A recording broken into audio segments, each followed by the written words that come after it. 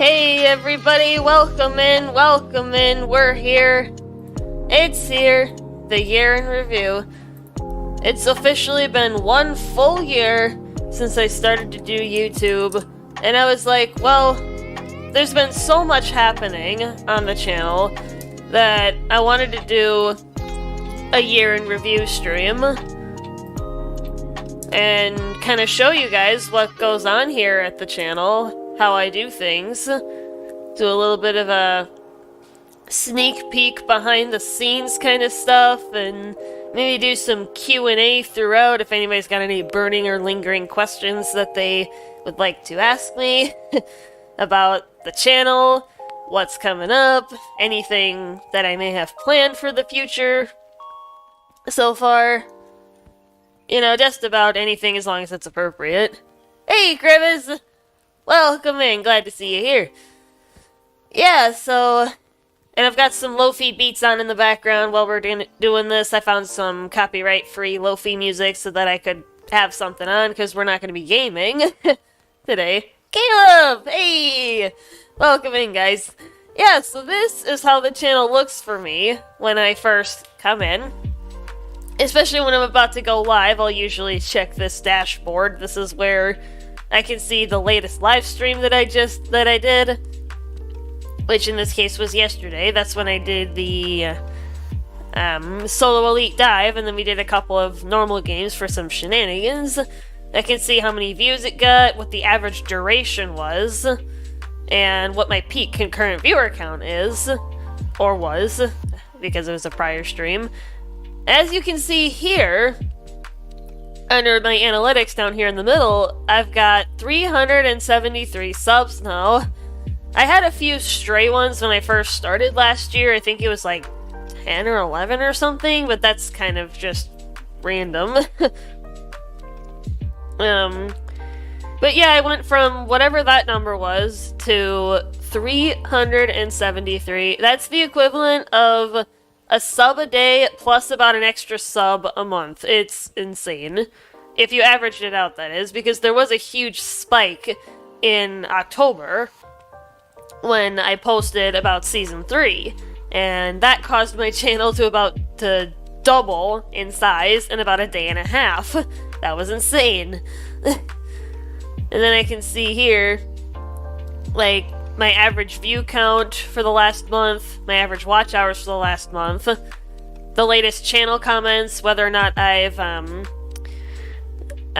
if I haven't responded to them. I can't reply to everybody at this point, it's just there's too many people, and then I can see some of my recently published content here, what my latest community post was, recent subscribers if they have their subscriptions set to public. And then I go here to my content tab, and I can see all of my scheduled content, stuff that I've recorded, but that YouTube's going to release for me. So you can see here that I've got a release date for my Elite Threat Mutators Guide on April 3rd. That is next Monday, I believe. And I can set it to scheduled. I can change the date that it goes out. I can change the time. That is going to be in local time, though, so 9 o'clock in the morning for me. Or I can go here, and I could set it to public right now, but I'm not going to do that. And then I can see all the stuff that's currently public. But if I want to filter it, I can just go to visibility, and I can select only the public videos and content. And I can see how many views, I can see how many likes or dislikes. There have been some stray dislikes popping up on the channel, but that's going to happen to anyone. But yeah, I've got the Melee only went out yesterday. Cave Leech Cluster went out on Monday. Yep, and I had the Crazy Challenge, the Servant Mission Control, Sabotage, Pacifism, stream segments, all this kind of good stuff here that you guys are seeing that I've done.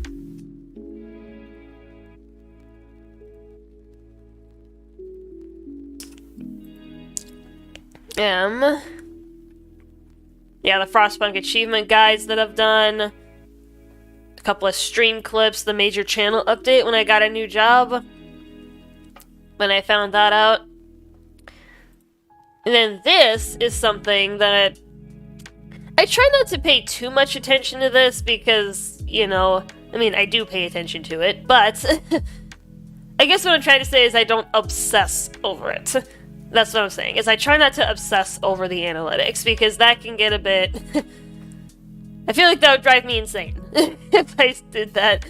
But I can see the last month, that's the default view.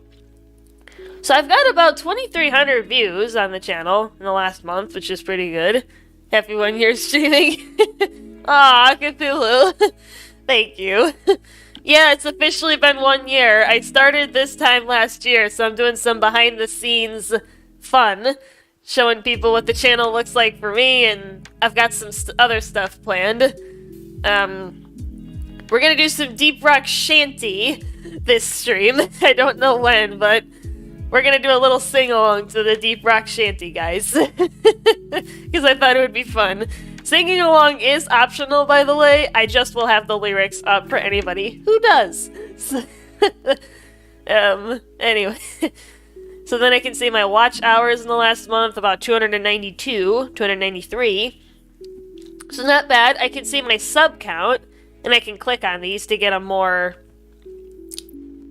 like, in-depth view. Like, I can switch between these.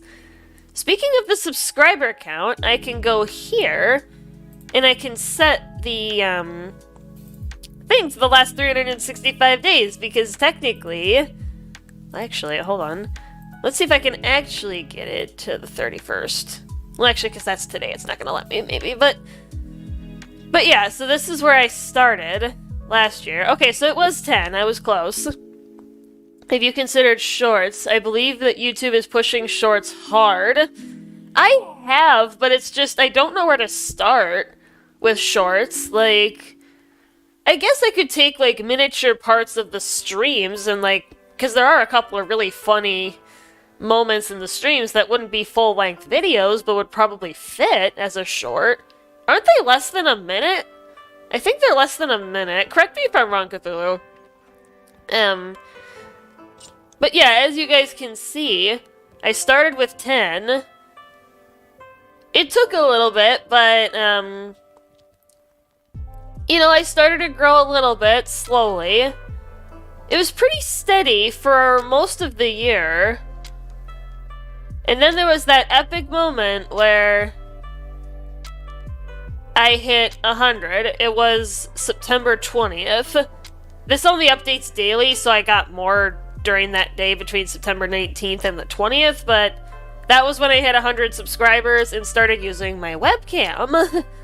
I wanted to wait until the 100 subscriber point before I started using it, because not only was I camera shy, I will admit, that spike. Yeah, Crevice, we'll get to that in a sec here.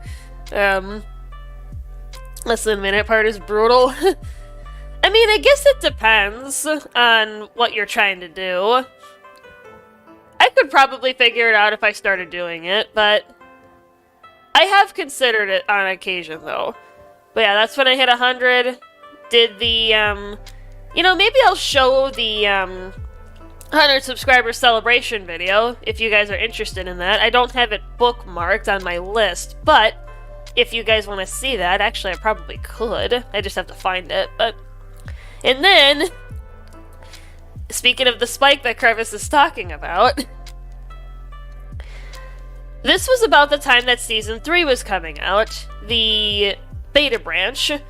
I posted a video about my first impressions of some of the things from Season 3. It did not cover everything that Season 3 was bringing, because I only wanted to comment on the stuff that I actually, you know, had messed around with. But as you can see, my channel had a huge spike. I went from 127 on the 29th. That was the morning that I posted it. I think it was actually that night. I think I released it public right away. Yeah, that's what I remember doing. And then throughout the day at work, In the next couple of days, it's like my channel exploded.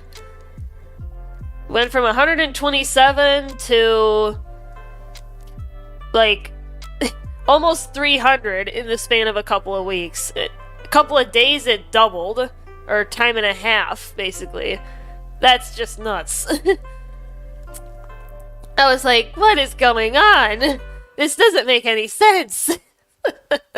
Like how fast I was gaining subs. I could not believe it. And then it's been pretty steady from there. There were a couple periods where I didn't have anything, but it's been pretty steady since then. And here we are now at 373 as of this morning. And that is a live count. So I can sit here all day and watch it, but I'm not gonna do that. But like if somebody subs right now, it's gonna update. And then I can see how many views I've gotten in the last 48 hours. Oops. I didn't mean to. I thought that was just going to bring up more videos. And then I can see the top content in this period, the last 48 hours, and how many views it's gotten. And then in the last 28 days, just in general, I can see the top content in this period, regardless of the publishing date. So, when I did the More Players Mod Madness back in November, that was a pretty popular one. I did gain a few subs from that one. And then I can see what the average view duration is. Now, this one is tricky, and I'm sure Cthulhu can probably attest to this as well for his stuff. But it's hard to... Like, I have to take this with a grain of salt sometimes. These view durations, because it's like, you can't control what people do. Like, you can't control how long they stay. Like, you can do your best to make engaging content, but it's like, it's totally up to the viewer whether or not they stay and for how long of it. So I try not to take these numbers too close to heart, because there's just no point in doing that. But it's interesting, some of them nonetheless. Yeah, my dear... Oh, elimination's up there. And this updates periodically, depending on the view count. Yeah, I had some fun there. Solo Elite Dive. Yep, I increased it to 6 yesterday, so I was really happy. And then I can go here and see all of the comments that I have not responded to. I mean, there's a bunch, but it's... I mean, like I said, I cannot respond to everyone, there's just too many. And there are some held from review comments, these are usually the bots that happen. Then I can go there. It's like, it's just this part. So this is where I can find out how close I am to being able to apply for partnership for the channel, which is what I really would like to do. So...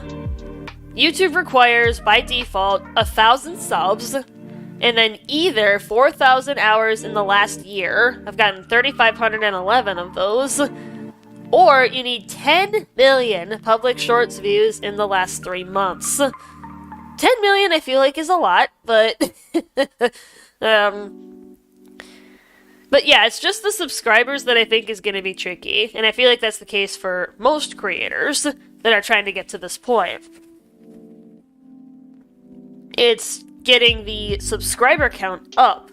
I feel like 1,000 is a lot, but, I mean, I don't make the rules. Yeah, so that's the basics about what the channel looks like for me behind the scenes. So the next thing I had in mind is for anyone who is interested in how I edit my videos. I've got a video editor here. I may have to change the window view.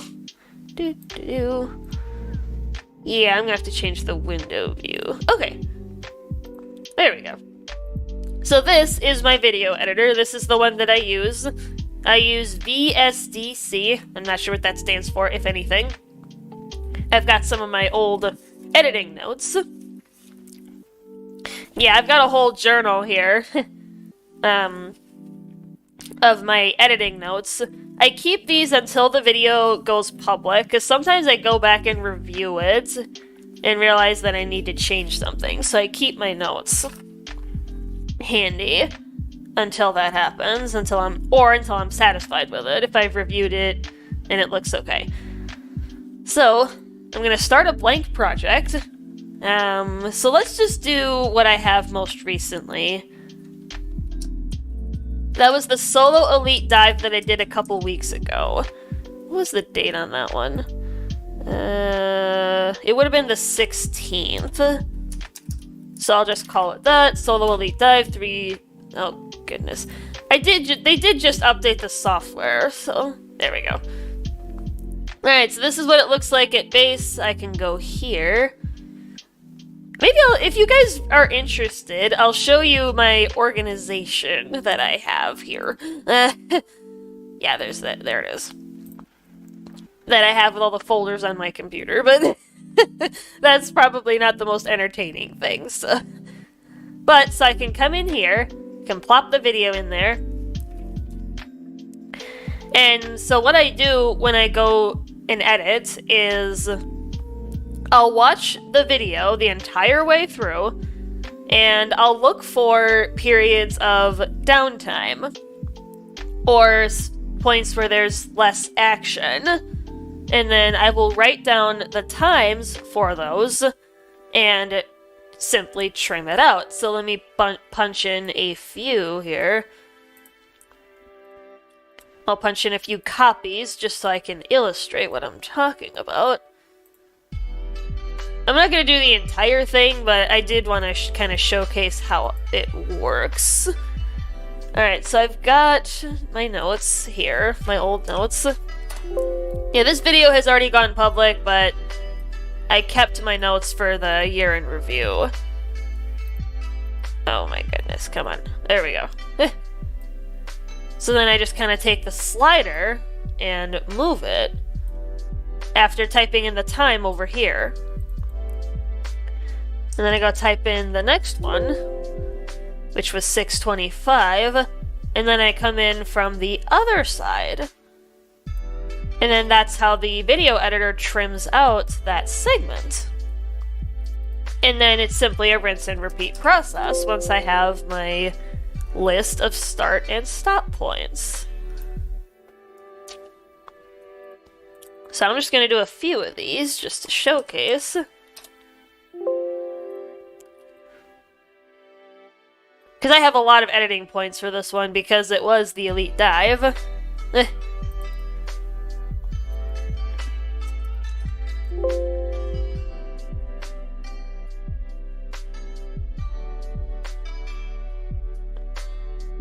Then it was...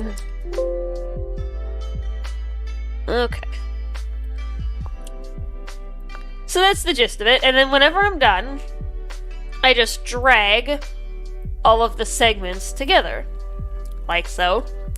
And then I head up here to export project, and then I can actually select for YouTube, which is pretty cool, and then I just hit export.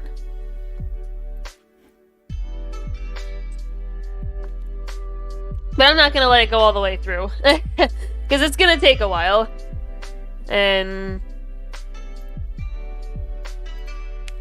Alright. So that is the video editor. That's how I edit. It's pretty simple. I'll probably get more, like, editing skills as I go about my career, but... let's head back to the channel. And no, it's not saved. I don't really need to save it, though, because that one's already been made public. Alright, so... There's a couple of highlights from the year that I would like to showcase for you guys. So I'm going to go ahead and pause the Lofi beats that I had running in the background, and I'm going to pull this into the view. This was the, did we sing the song yet? Not yet, Holy. I wanted to wait a little bit until more people came in, and then we could do the shanty. We will do the shanty, though, don't worry. Yeah, so this one is... All I'm going to say is watch the chat on the right side of the screen. I'm going to leave it kind of half viewed like this. And I'm going to turn up the desktop audio a little bit because this clip is very, very old.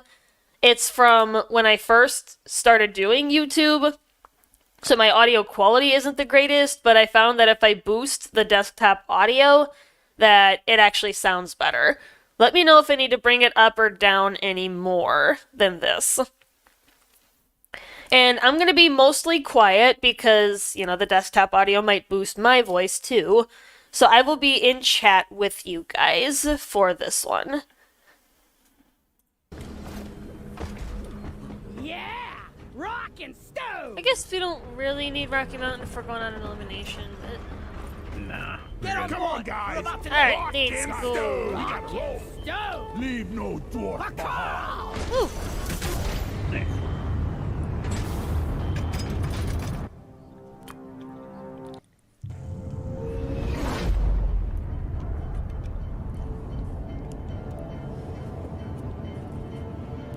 Nice.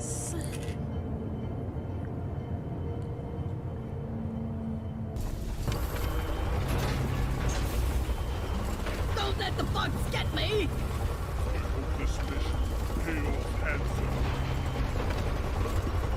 Alright, elimination. Let's see what we're getting into today. Scanners have picked up a prolific dreadnought raccoon cluster, so we're sending you in to take care of it ASAP. Take those big bastards out before they force us to shut down operations in the area.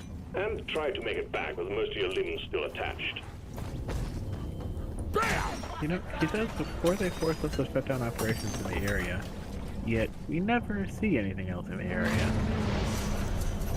Well, it's before they force us to shut it down. Well, but that still kind of indicates that they're doing something in this area, but I mean, I guess we only play in a small area, it could be like a couple kilometers away. Right, that's what It's always interesting, this flavor text that Mission Control throws at players. Yeah, there's a lot of little hints of lore hidden in the voice lines. Like, what does it actually mean? Yep. Question, chat, questions. Questions are the cornerstone of discovery. Stuff I still ask myself even though I'm approaching 800 hours in the game. It's like, where does this actually come from? Praetorian just set himself on fire walking through a lava geyser. Don't get That's too hilarious. I just saw that. Okay, that menace almost broke a computer and I really got Whoa, yeah, I was gonna say, hopefully we don't get caught completely unprepared. I hear it. I got it. Oh, wait. Watch There's the a spitballer. spitballer. This spitballer.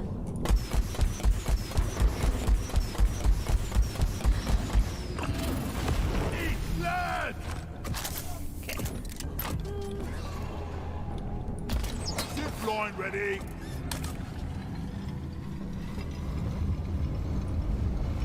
Oh my god! Diamond! What's up, You will not guess who just hopped into the chat. Ron? Ron! What are you doing out here? Ron found us! Hey Ron, what's going on? I got the Praetorian. Dang! Watch the gas. It's going pretty good. We're doing the weekly core hunt right now. Dang! I was not wow. I'm at a loss for words, Simon. I can't. I can tell. Yeah, I look over because I'm like, I thought I saw something, and I'm like, oh boy. I'll beat your record this time. Just watch. Oh, there's something behind me. Hello. Oh, you found the first one? Yeah, the menace was right behind the egg, that's why I was concerned about it breaking. Oh, yeah, you were talking about a menace being back there. Yeah, I got the menace though, so we're good at least for now. Oh, yeah, there's nature back there. Wow, lots of bolo caps in here. Yeah, there's a lot of them around. Just lurking around, wanted to see how the stream was going. Oh, okay, Ron. Well, welcome in. Thank you for lurking and watching us. Doing an elimination right now. Doo-doo. Thanks for joining, man. You make amazing content. Oh, yeah. You really inspire me, Ron. You really do. I killed a Koopa, and I'm not so proud of it.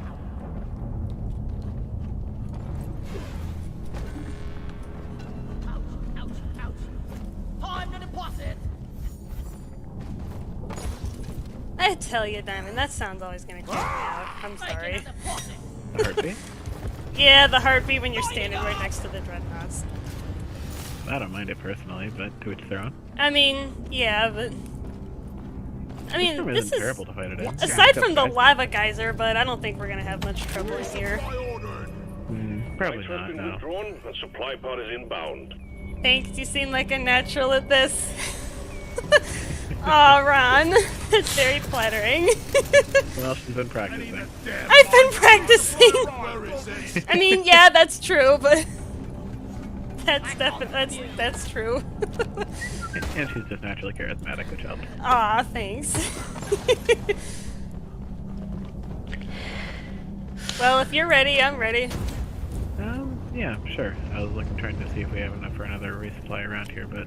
I mean, we already got one down. Oh, Well, I mean, I know... hold up. I know that, but I mean... We got some bugs over here. Take care of these, and we can come to this thing. This one seems to be here to taste the pit. And I think we're... Nope, set up Praetorian. I was gonna say, yeah, we still got Praetorian over here. There we go. I'm gonna grab this bottle cap, then I'll talk to you. We only need 5 more. Yeah, I was gonna say, they've been littered all over the place. I say bolo caps are one of the hardest objectives. I hope that It can be, yeah. Okay. Okay, we got Hive Guard first. I mean, in this big of a room, that shouldn't be that big of an issue, No. but it should see the sentinels pretty immediately. Unless they spawn in a weird spot, like we've seen them happen, happen in the past. True, that's definitely possible. Yeah, Ron, I don't know about you, but me and Diamond have had cases where the Sentinels don't show up for... What was the longest time? Like a couple minutes? Solid? It was like 3 or 4 At least? Yeah, we... Oh, there we had to go go. around looking for them. Oh, here we go. Yeah, because they just weren't coming for whatever reason. I think No. their passing might have been a bit broken, so we had to go looking for them. easy as bitch.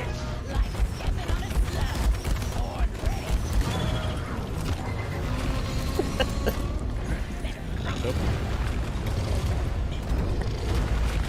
Again, the Dreadnoughts want to eat me. I don't understand. Why? I don't know either. He just walked into the lava geyser. Yeah, he did. Jeez. Oh. Looks like a good guy, but I'm not gonna do that with a lot of guys. Come on, jet fuel homebrew. Let's go. Do it. There we go. Nice. Oh wow, that looks amazing. What? The lava guys are went off while he was. Oh, yeah. Oh, nice. of course the earthquake had to open up right underneath me. Holy crap, look at that! Over half that covered the majority of the turn. That's gonna be. Wow! Oh, we're definitely not fighting Dreadnought 2 in here. Oh, heck no. Yeah, they have strange spawns sometimes, not sure why. Yeah, it's so peculiar sometimes why they don't show up or they just spawn a mile away. Yeah, my best guess would be that they're programmed to spawn within some kind of radius, but sometimes the radius can be like basically through a Possible, wall. yeah. Maybe. That's my best guess at least from what little I know about game making. Okay. There's the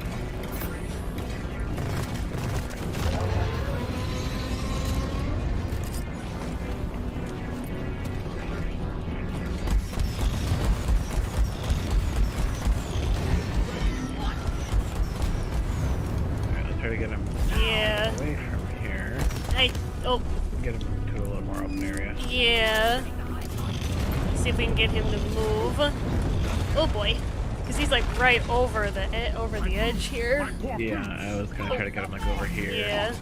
Jeez, this is That should be good insane. enough. Oh. Are you ready to get behind him? Because he's probably going to be on me. Yep. Unless he's going to turn. Turn into me. Alright, get her. Let's spray. Go. There we go. 30 seconds. Woo! That's fine. Born ready. It's on me. Gonna try to get a bit of resupply.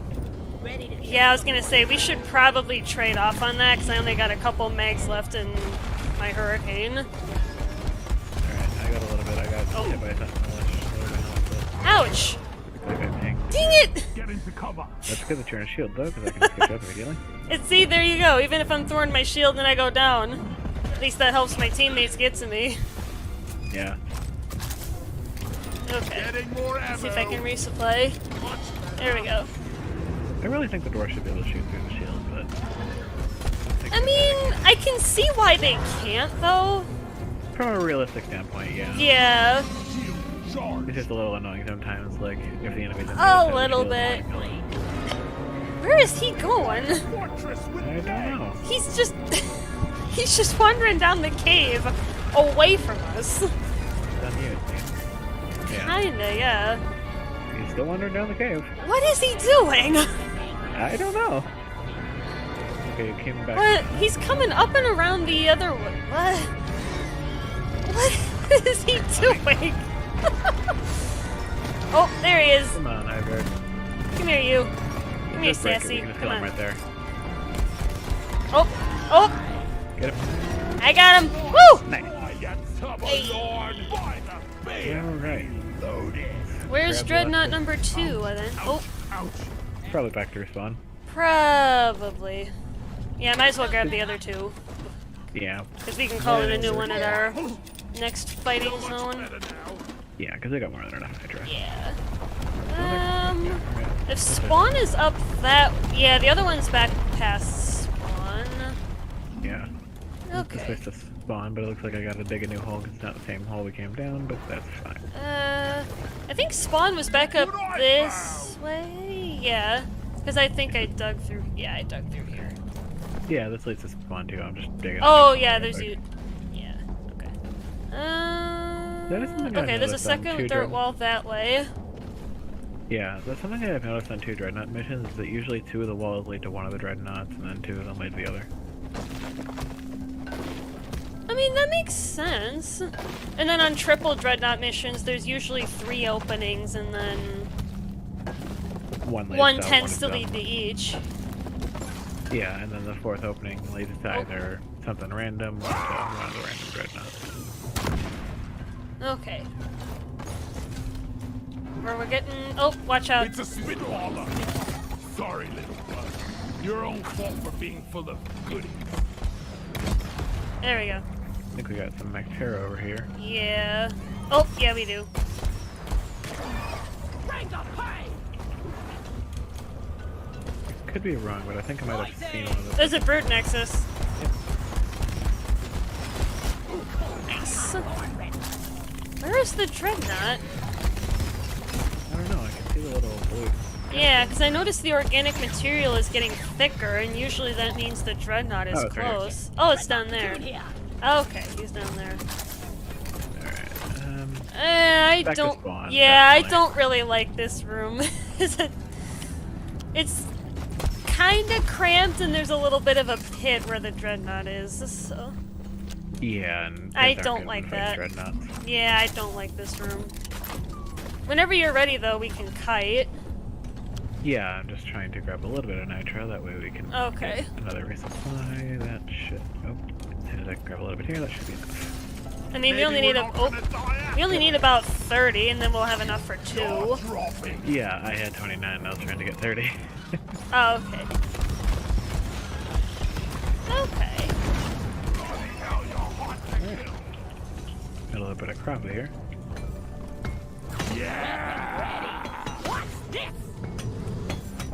Alright. Let's pop this. There's a Praetorian, hold on. It's like, what Praetorian? I asked myself, what Praetorian, after going 3 6-round bursts of Let's Spray to the weak spot. You can go ahead and pop it, though. I'll get the resupplies called. Basic! That's fine. Okay, I'll call one in there. Stand back. Probably call in the Supply second inbound. one on the other side of the room. Probably like here. Resupply. I'm really glad you can't get duplicates, like back to back. Yeah. Especially on, like, 3 Dreadnought missions, I feel like it would be an absolute pain if it was possible to get 3 Hive Guards, like, especially if you were in a low nitrous situation, like, you and your squad would be so strapped for ammo if you could have 3 Hive Guards. Oh my gosh, I don't even want to imagine it. Yeah, 2 Hive Guards are bad enough. I was gonna say, you can get 2, technically. Where is he? From 1 and 3, yeah. On the terrain scanner, he's... Right next to Oh!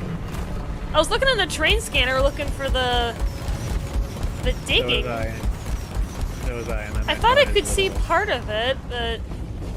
I saw the like, front Oh. half of him and Ouch! Buddy, back up! Why do you want to eat me so bad? I barely even hit you. Yeah, he's a big fan of me today. Oh, open. Get it. He's on me. Oh! You're too far away for lead spray to be effective. Ah! And of course we gotta... Oh, okay, good enough. I'll take it. Yep. I just noticed that Molly is like hugging the resupply pod.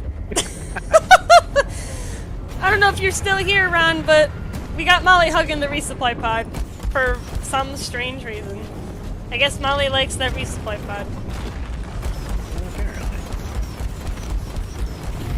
Oh, is he changing targets? Yeah. Alright, get him. I'm gonna try. If I can get close enough. He keeps running.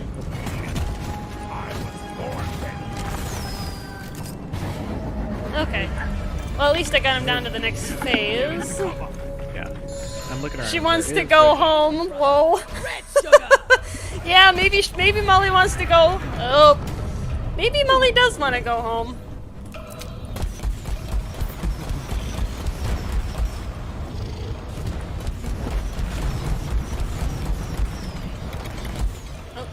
Back on me. Stay far enough back. Oh. Damn. Good, really. Whoa.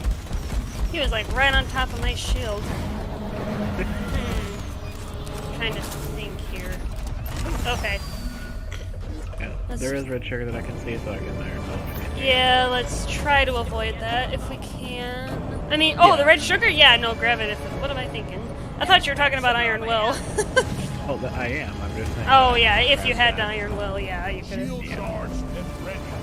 Okay, where is he going? Is he on me or you? No, he's on you. Me. Come on.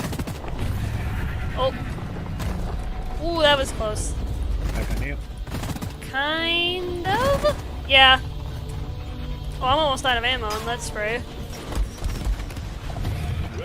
Ooh, that was close. Good work, team. That was Hit the way return too button close, yeah. when you're Yeah, ready, he we'll was pick you up. bringing up the rocks to do the ground slam. Molly is still sitting here. Getting some You would have thought she would have moved, you know, because we're running around the room and Molly tends to follow players. So, Yeah, I guess not. It's a yeah. mystery to me how all these minerals. She really wants to go home. She's just clinging to that resupply. Yeah. Oh, there's another earthquake. Please do not open up underneath me this time. Okay, cool. Because that was slightly annoying when it opened up right under me just before we just joined the Hive Guard. And we still have 3 bulk heads left to find, so I'm gonna go Drop pod has arrived. Retrieving I was gonna you. say, where were we on that? Let there be Drop pod departing in We're at T-minus 17 out of 20, 5 according to the minutes. ticker. Okay. reloading. I'll see if I can find any going for the drop pod. Okay. Oh, I found one. There's one Okay, here. So we need 2 more. Okay. Do I see any more though? I don't. At least not in my immediate field of view. Go, go, go! Drop pod isn't waiting forever. Yeah, I'll get it deposited here. Oh! Ouch! Leech! No! Shit, I'm on the other side of a dirt wall. I'm trying to get through it. It's fine. If I have to, I can Iron Will and hop into the drop pod. Looks like I'm gonna have to, yeah. No, I'm gonna. Are you gonna be able to get to Unit me in secured. time? Initiating launch sequence. Deep Rock Galactic thanks you for your good work. Drop pod will be Eh? with or without you. Just about. Drop pod departing in T-minus 4. I'm in the drop pod. Ah! Come on. Oh, you got me. Wait, do you see this? Nope. The leech caught me on the drop pod. Oh. Okay, I can get loose. Hey, I did it! We're pulling you back in. That was an odd case. Yeah. Yeah, the leech grabbed me. And then I was in the drop pod, and then just... Weird. The drop pod saved me, I guess, but then an exploder came by.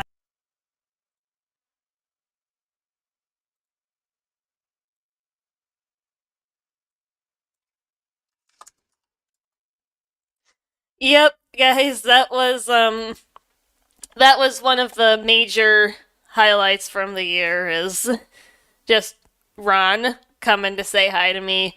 Like, it was hard to believe that, you know, it didn't even take 2 weeks for me to have started doing YouTube, and I do recall that particular day, though. I did drop a massive donation on him, and that's when I made the announcement that I had started streaming because of him, or at least I was inspired by him, because he really was a big source of inspiration for me to take the plunge and try doing YouTube. So that was one clip that I got. I've got another one. This was of the first solo elite dive, the final mission. Because it's the first successful solo elite dive that I have ever done. The first one that I successfully completed. I've got a clip of because I didn't have my mic on for the first 2 missions. Because I had tried it like 3 or 4 times already, and I just couldn't beat stage 3. Well, this is stage 3 now. And like with the last clip, I'm gonna be mostly silent verbally so that you guys can listen to me in the clip. My webcam is not on yet. This was before the webcam days.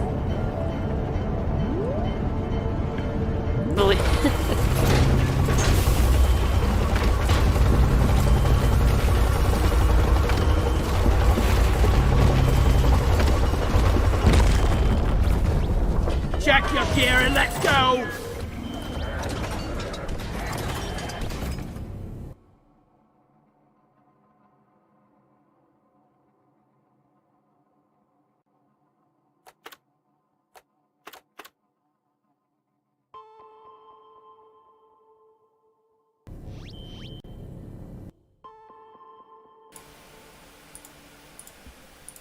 Hey guys.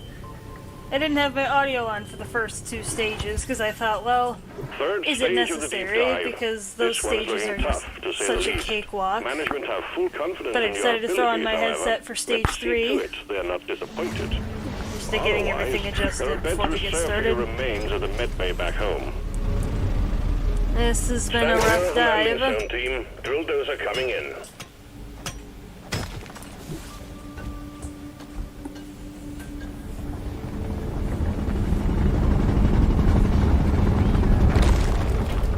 Alright, let's do it. Buddy, let's just get going right away. We have no time to waste. The drill dozer is en route to the Hearthstone. Expect heavy resistance. Boss, go! Let's stay close to the red end. Keep the bugs away from her. We got an incoming swarm. Please remember that the drill dozer is top priority.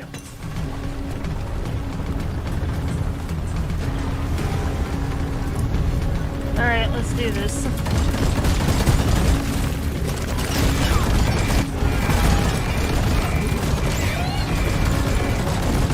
Yeah, this is my 3rd attempt.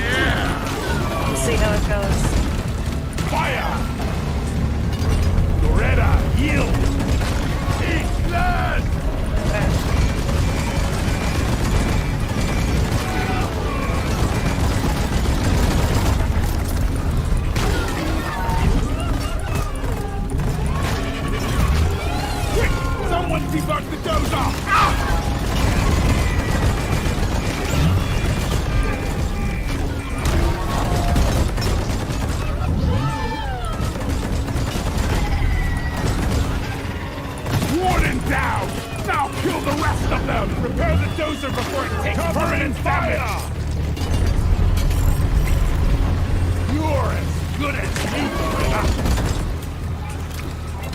Watch the incendiary grenade! The drill dozer has I remember this being a really tough part with a lot of bugs spawning. And we will have this show on the road again soon. Hopefully I get lucky this time Weapon ready! and not get a gazillion bugs.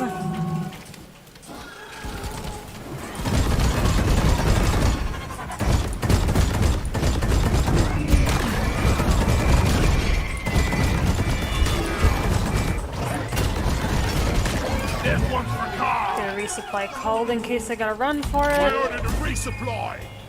Stand back, supply pod inbound. Beretta repaired! For Carl! We gotta protect Beretta! Time to restock!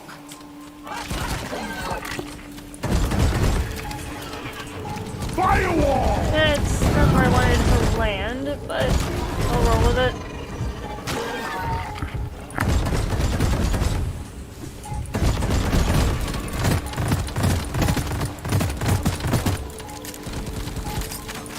Locked and loaded and stay down, stinky!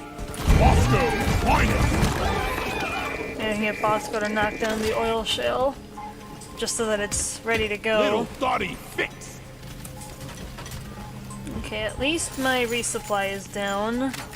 Reloaded! Maybe I'll take care of Dottie first, so that as soon as I get the mules done, I can go. Probably wouldn't be a bad idea this time around. I think that may have been what overwhelmed me last time. Miners! Is trying to do the mules first. When I should probably have Dottie ready to go first. Canister ready for refueling. Canister in! Just one more! Gotta find the oil ship.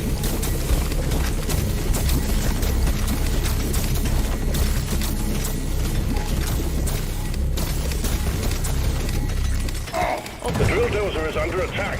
Get it fixed up before we lose it. Alright, let's go, Bosco. Preserve your bullets! Let's keep. Oh, there's a menace hiding somewhere.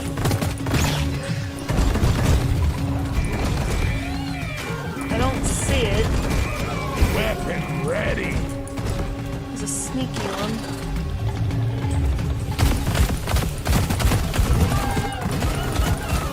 Guys! Keep those bloody bugs off the drill dozer! Watch the fire! Take that! Damage repaired!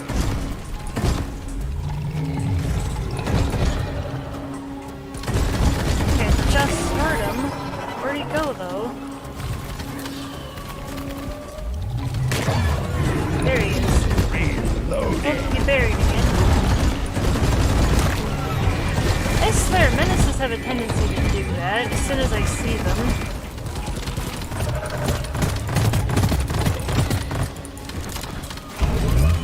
Ford ready!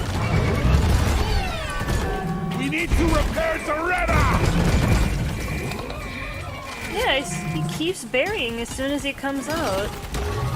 Drill dozer fixed! And to start shooting.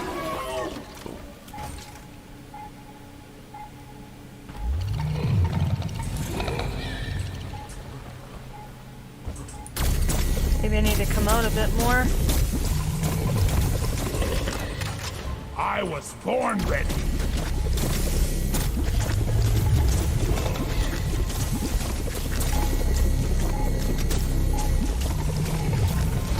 Zaretta is under attack! Seriously, just bury immediately again. Kinda seems like Lock it. and Yeah, loaded! this is gonna be kind of annoying. The dozer goes through the oil shale Yeah, like this! he just appeared. Canisters are loaded. The We drill buried dozer is him. ready to move out. Ain't Finally, no goodness. hiding from me, bug!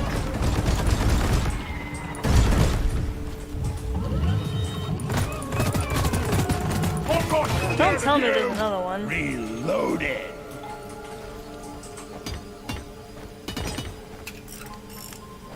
Doretta is purring like a kitten.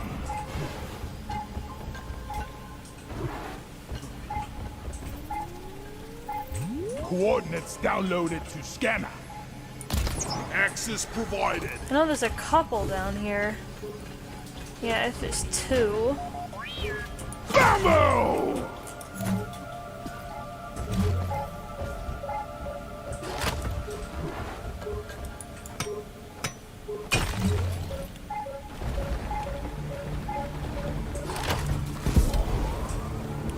I hear that. They're coming straight for Dottie. I am on high alert. I've been told I have a killer sense of hearing. Let's see if I can put it to the test. Keep the bugs off of Dottie.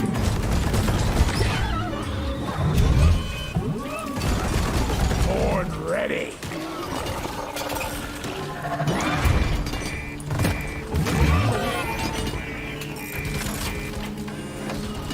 Body fix. Down to my last clip of lead spray. Lock and loaded. Die, creep. Go fetch.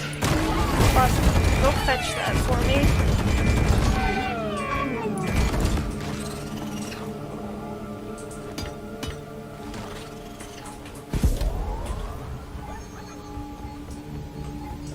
Hey, Bosco. I was born Here, ready. buddy. Alright, give me that.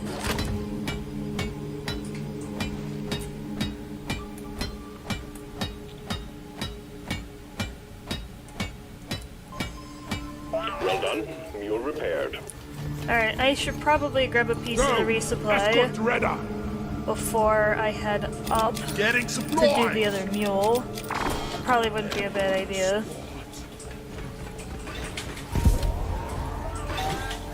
Oh, come on. I normally jump that gap. Come on. Okay. Or not. There we go. Oh, come on. Seriously? Yeah. I'll make my own way up. There we go. Alright. Hopefully I can get this other one repaired real quick.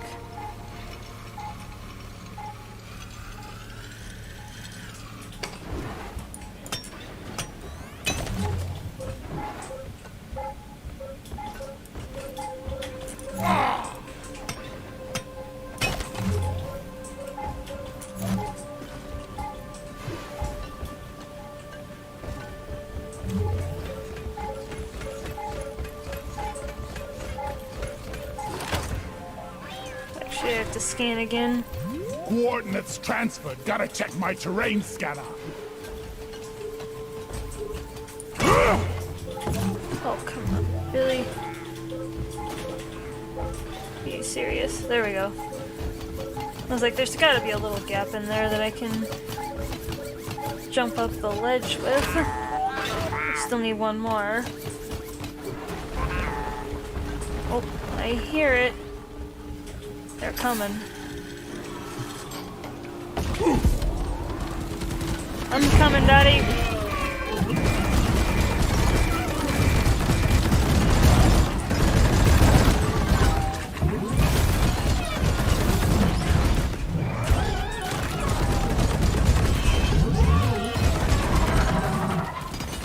She hasn't lost anything yet. I'm quite surprised.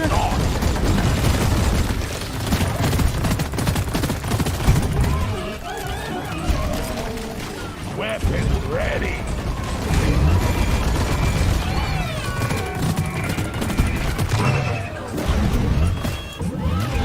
Eat it.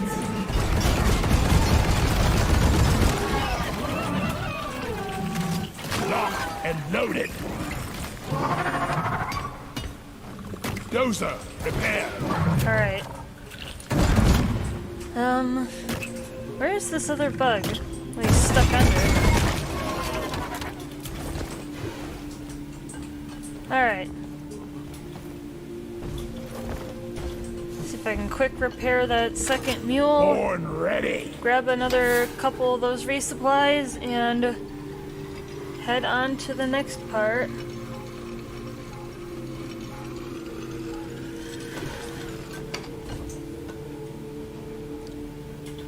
Grab this one, it'll be safer. Booyah! Actually, I shouldn't throw it, because I don't want to lose it.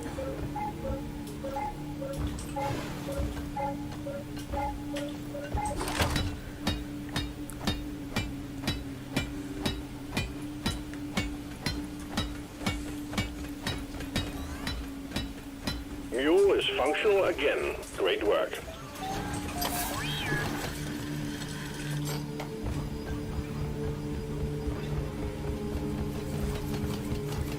I'm not gonna lie, I'm a little nervous. Ammo taken.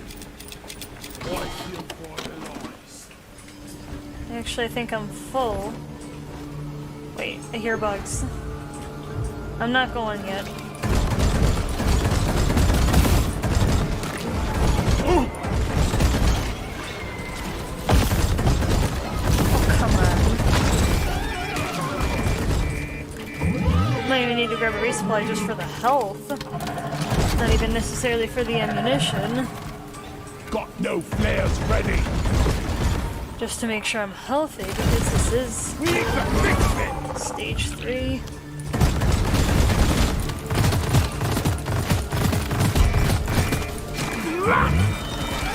Weapon ready. The bugs are swarming the Reda.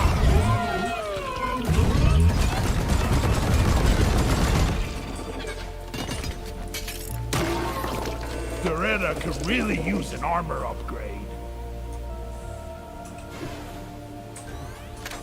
Reloading. Grabbing ammo. May as well grab it, can't hurt. Yeah, give me some sugar. Even if it's mainly just for the health, I've got enough for 2 resupplies at the end. Here we go. Drill dozer setting off for the Umaran Heartstone. Not gonna lie, guys, my heart is pounding. Can I actually beat this?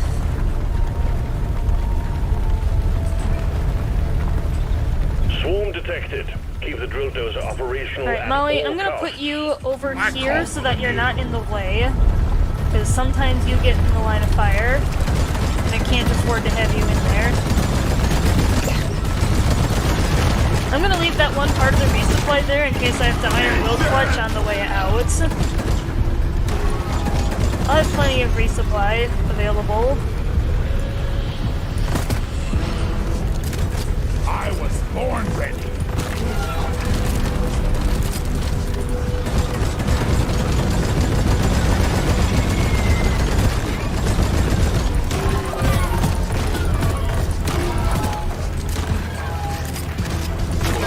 And loaded.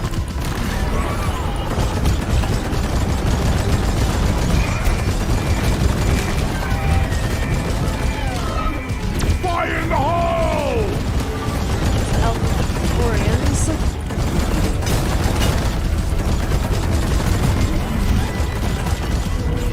Shoot it! On the whole thing.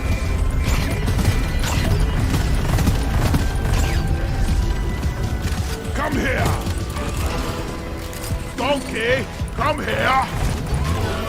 We need to fix the ramp!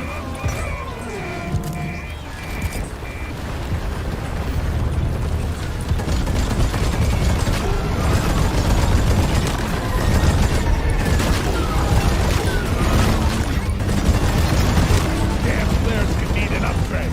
Don't want the war!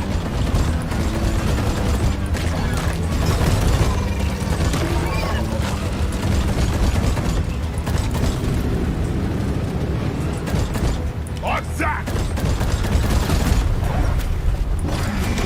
Attack Beretta! I was The drill dozer is ready to start the extraction of the Umaran Heartstone. Awaiting your call, team.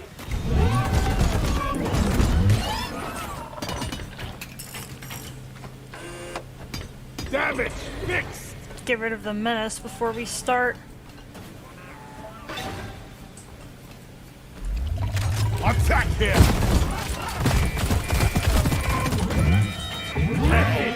Press down. Horn ready. Alright. Feeling much better now. I don't want to put him out too far, but I don't want to put him out too close so that an oppressor can sneak his weak spot Supplies are on into the it. way. Anyone guarding the drill dozer? Pesticide coming up. The resupply is here. Ha! Who's gonna protect you? Howling crawlies! Come and get some! Weapon ready! Little study fix! Shield charge and ready!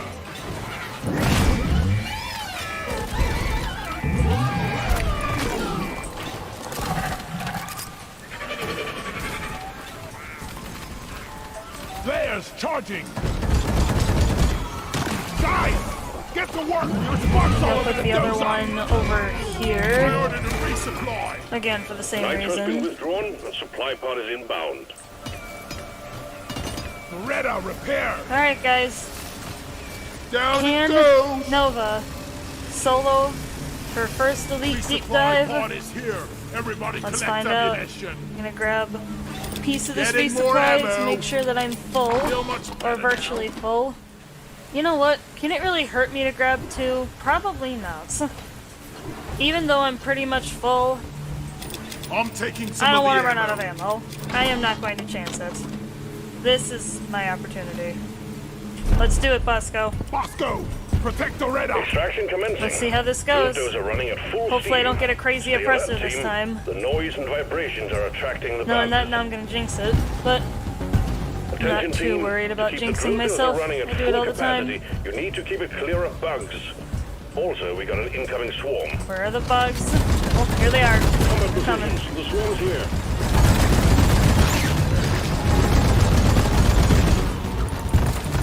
Boy, boss, start!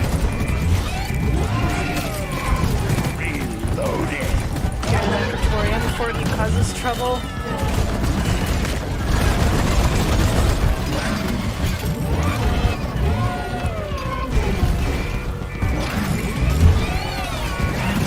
Dozer, repair!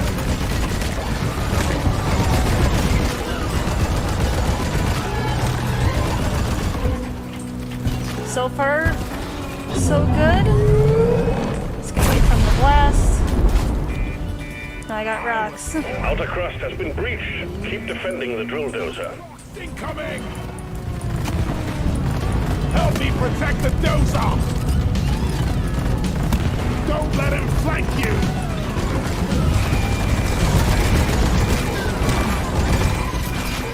Lock and loaded! Doretta is purring like a kid!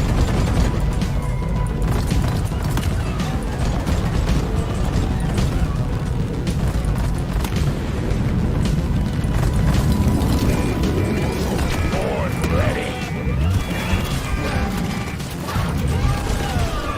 This one seems clear too.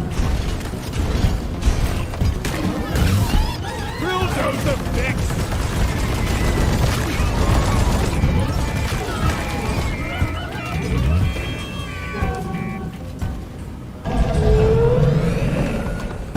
Stage Got a big horde 2. of enemies approaching the Well, drill dozer. stage 3, I guess. Defend it or die trying.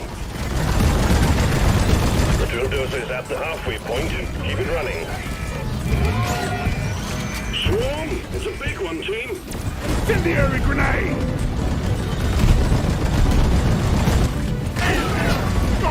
Okay. We're actually doing good. Not bad. Reda, heal! I need support! Incendiary grenade!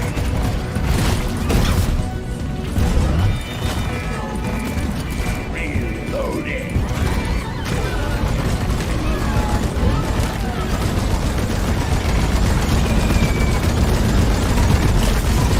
Lifted warp is Mr. Maker straight!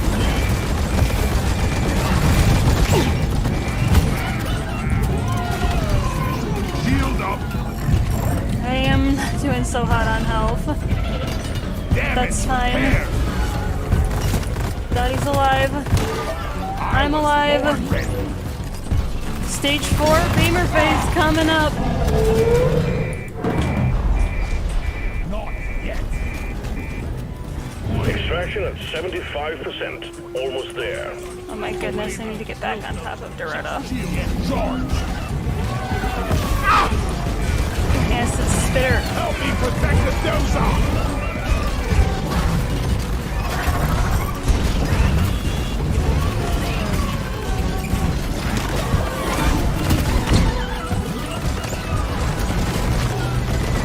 Permanent damage done to the drill dozer. Keep those things off it. That's an order. Incoming swarm. Keep the dozer safe. You're as good as new. The swarm is upon you. Locked and loaded.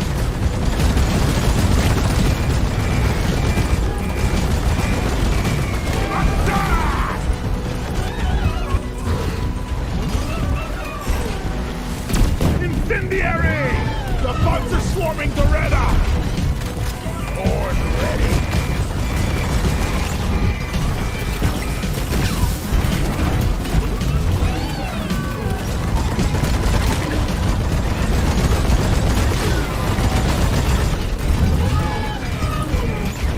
Hope the bandage stays on.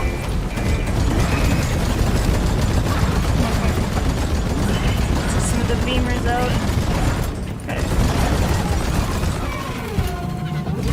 Oh my god.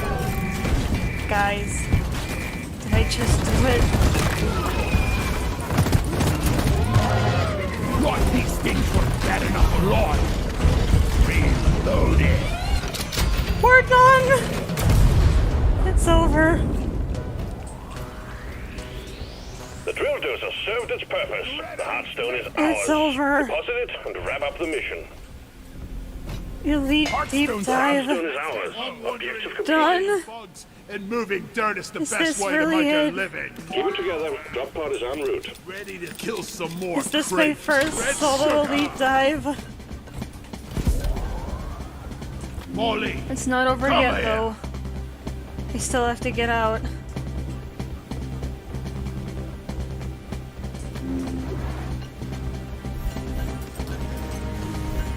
Drop pod arrived. Mule is returning to LZ. Did I just do it? Drop pod departing in T-minus 5 minutes. No way.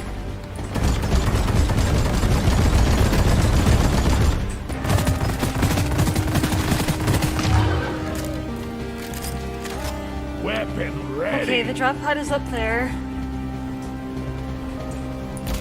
I've got a zip line ready here. Got the zipline launch. Get rid of this parrot bundle. Fall back to the drop.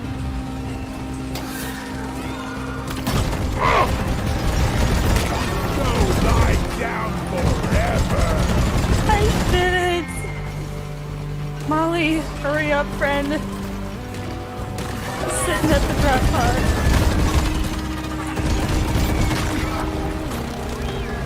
Molly! Molly!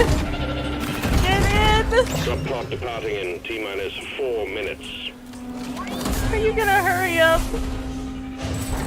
I Extraction lived! commencing. Good work. I Born ready. did it! The mule has docked. Oh my God. Initiating launch sequence.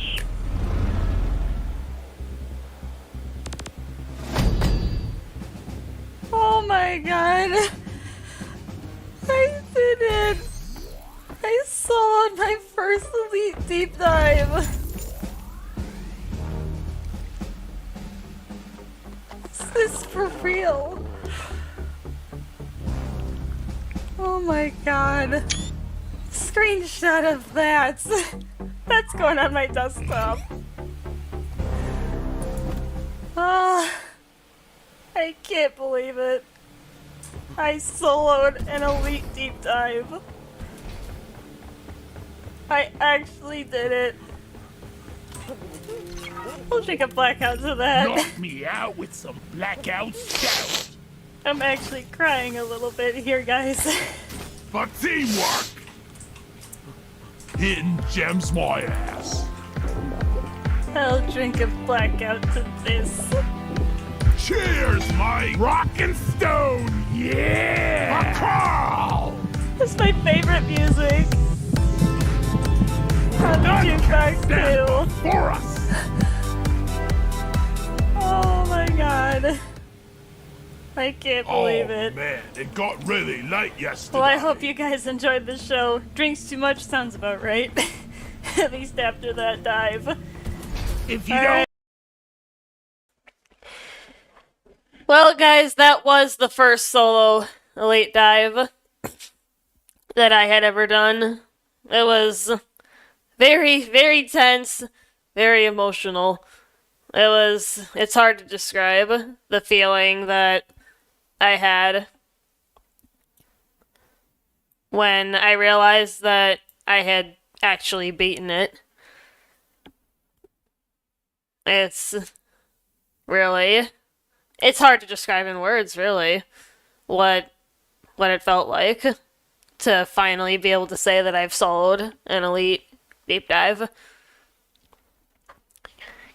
Alright, well, if you guys are ready, we can do some deep rock shanty singing, and then we can have some fun with the 100 subscriber celebration that I still have, that I would like to share with you guys. Let me make sure this is up. Alright.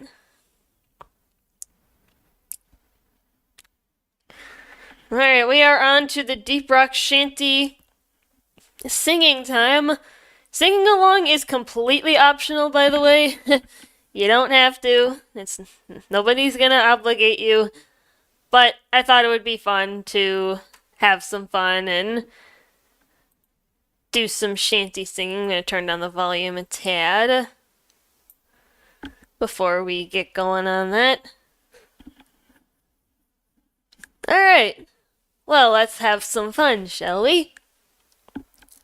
Yeah, credits to the original creators of the song and then Doomer for the remix, just before we get started here. Yeah, I've been practicing this for about a week now, so hopefully I get it right during the stream. Well, we're about to find out if all my practice has been worthwhile. Let's see how I do.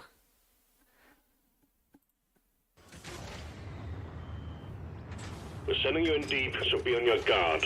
Scanners indicate particularly rich veins of morkite and gold further down. Bring it back, boys.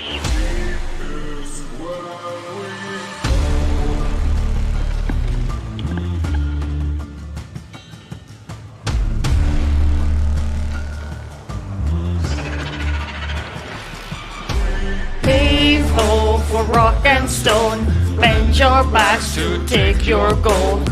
Dark and dirt is what we know, deep in rock is where we go.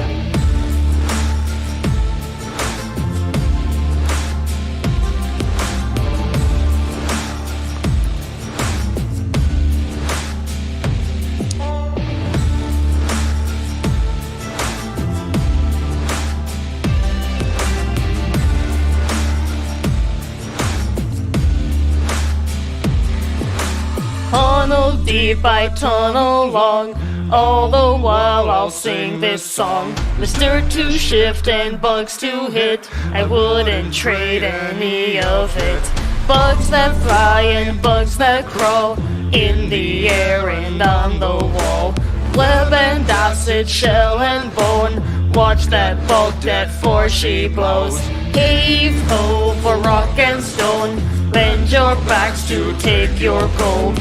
Dark and dirt is what we know, deep in rock is where we go. Sugar red to take the pain, platform up that nitro vein. Sand in boots and snow in beard, Oxys has it all right here. Heave ho for rock and stone, bend your backs to take your gold. Dark and dirt is what we know, deep in rock is where we go.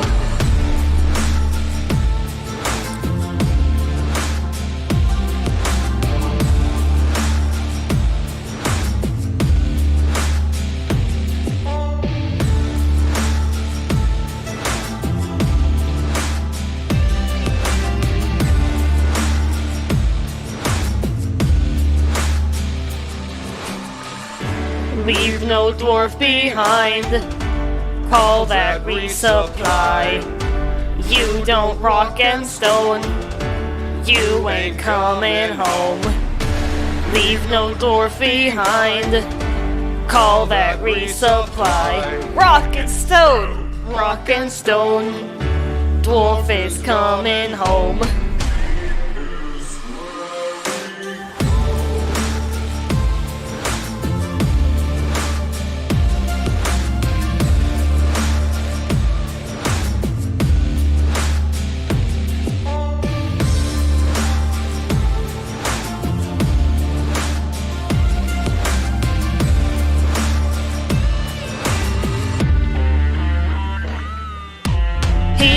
Ho for rock and stone, bend your backs to take your gold.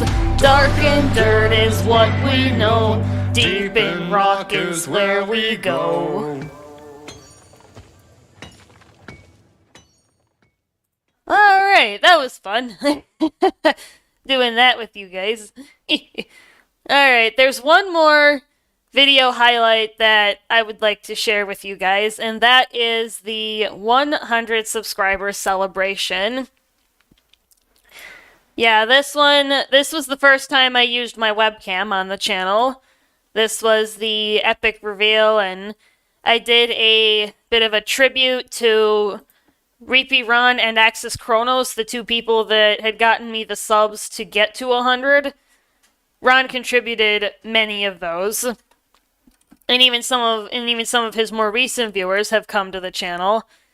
But I wanted to share with you guys just the video in general, the first part, and then the epic mission itself. So let's go ahead and get going on that. I'm gonna mute my mic once again, but I will be in chat.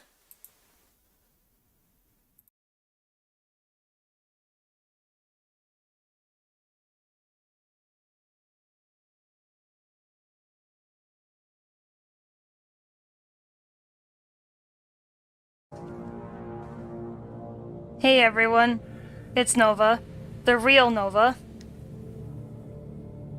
You guys have been waiting for me to reveal my face for a long time. Here we are at 100 subscribers. It brings a tear to my eye, just thinking about it. It's been less than 5 months, and I've already gotten this far. I only have you guys to thank for that. Ugh. It just brings such a tear to my eye that you guys have been there for me. You stuck it out. You supported me, being in my live streams, and my chat, and my video comments. Ugh. I'm legit crying a little bit here. Whether you just joined my community, or whether you've been here since the very beginning, all of you deserve my utmost gratitude. I would like to give a shout out to a couple people in particular, though. Let's start off with Reapy Ron. Reapy Ron, you were the guy who really got me going into streaming and content creation. You inspired me, and I look up to you a lot. You really do shine that light that is getting started. You helped me get over that big hurdle to get started with content creation. And the fact that you gave me shoutouts on your channel, in your streams, on your own free will, it just warmed my heart every time you did that. And you really deserve a huge token of my gratitude here. A lot of your viewers came by me to hang out with me, and they really taught me what it means to be a great content creator and streamer. I have you guys to really thank for that. And then I want to give a shout out to someone else. I want to give one out to Axis Chronos. Axis Chronos surprised me one day by popping into my Discord server. Speaking of which, it is linked in the description below for anybody that would like to join that. I was wondering if it was really him at first. I was shocked. I did not expect him to show up. Like, how did he find me? And so we started talking a little bit, and he got me into his server so that I could post my content in there. and he even posted a few of my recent videos to give me a boost. So you deserve it too, Axis. Axis Kronos, rock and stone to you. Rock and stone to all of you. So I'm sure you guys are wondering what the secret project is, because a lot of you have been really hyped up about this, understandably so. This was inspired by a challenge that I asked of Reapy Ron back in February. Reapy Ron, you probably remember this. I requested that he fight all 3 dreadnoughts at the same time. So, I thought, a really cool video for you guys for 100 subscribers. I'm gonna try it.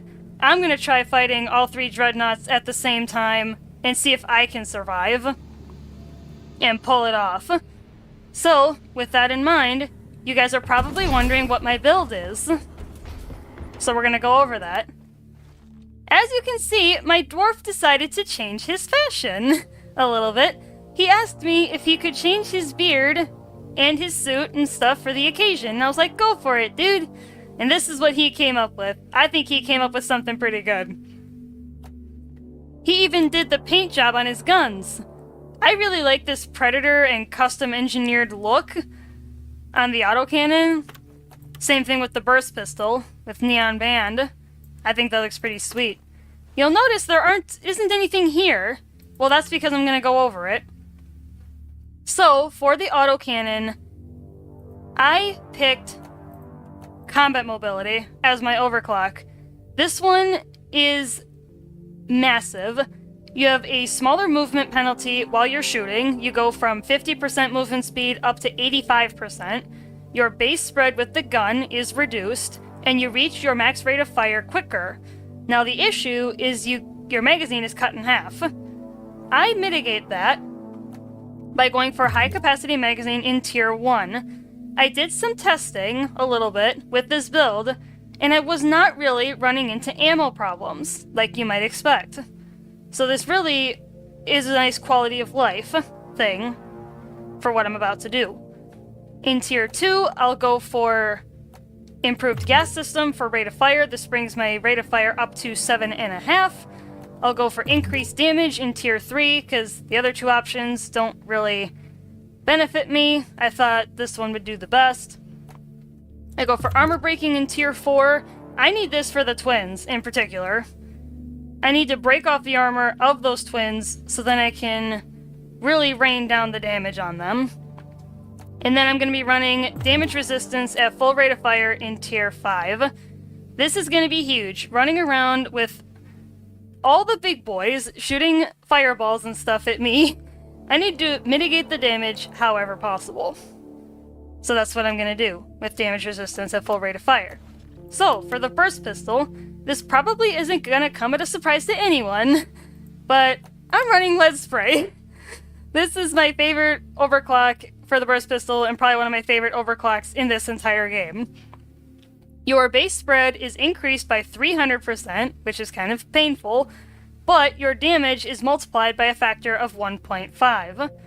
So to mitigate that spread, it's absolutely essential to take floating barrel in tier 1.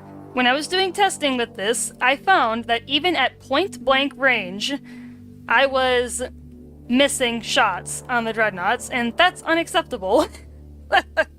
I need to be accurate with these shots because I don't have all the ammo in the world.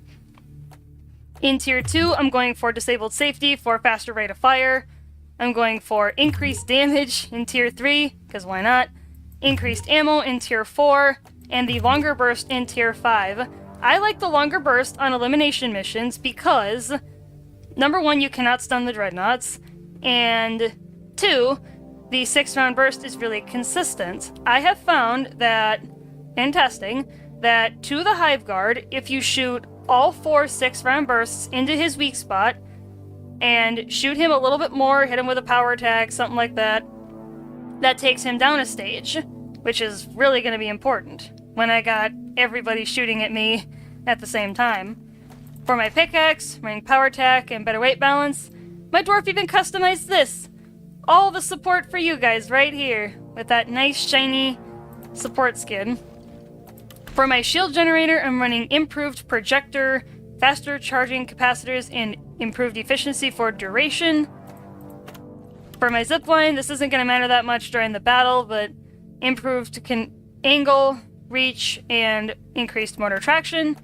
I'm running the sticky grenades. I figured this was probably my best option because you can't set the dreadnoughts on fire, so the incendiary isn't going to help me that much, and the cluster grenade is just too inconsistent as far as where it hits, and like I mentioned with the burst stun, you can't stun the dreadnoughts.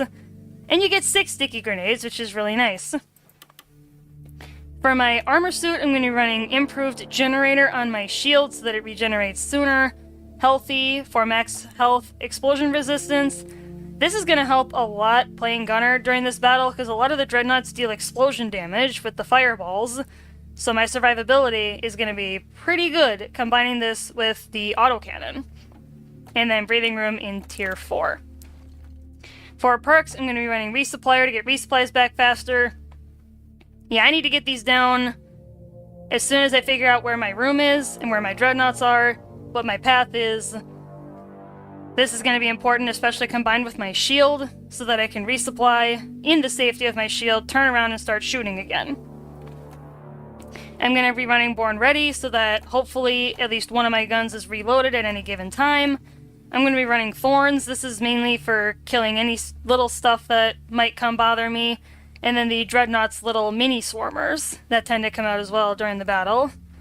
I'm going to be running Dash to increase my mobility. This is going to be another thing. And Iron Will, because I just really like Iron Will. Even in solo, it does have some utility. And you got 12 seconds instead of 6 with Breathing Room. And you can get yourself back up with it by doing a resupply or red sugar or something. Alright, for Bosco, I'm going to be running Mining Expert. I like to run this with Bosco because the sooner I can get the battle started, the fewer natural bugs are going to spawn on the map. So having him dig faster to get me that Nitra is going to be really important. And then the rockets, that's pretty standard in Tier 2, extra revive in Tier 3, cryo explosion for the cryo rockets in Tier 4, and the electric rounds in Tier 5. Alright, you guys will notice too here, there's a little terminal over here. This is Miracle's Mod Manager. This doesn't do anything. What does do something is this. This is the Viable Missions mod. I enabled this mod because I wanted to set this mission up very specifically for this triple dreadnought battle. Because, for those of you who voted for the planetary region, you know that Hobo Bao was definitely the runaway winner for that battle, for that challenge. And I'm going to be doing a triple elimination hazard 4. Well, if you guys, for those of you who saw Ron's video on this topic, I'll link it in the description below once the premiere ends, you guys might remember that he said that he wouldn't recommend anyone trying this for any real reason, and that this would be a pain even on the lower difficulties. So, let's add some pain. Let's add low oxygen to the mission. This is actually going to be problematic because I'm going to be running around so much. Even though I have Molly and the 2 resupplies or whatever I end up having, it might not be enough to save me running around the map. So, with that out of the way, I will catch you guys in the battle itself. Rocket Stone. I will catch you guys then.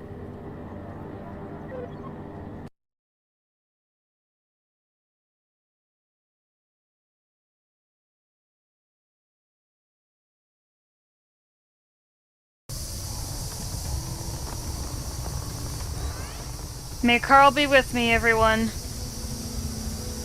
Rock and Stone. Let's go pop some dreadnoughts. Can I kill all 3 of them? Here we go! Battling all of them at the same time. Let's find out. I'm gonna go back towards the farthest dreadnought. pop him first.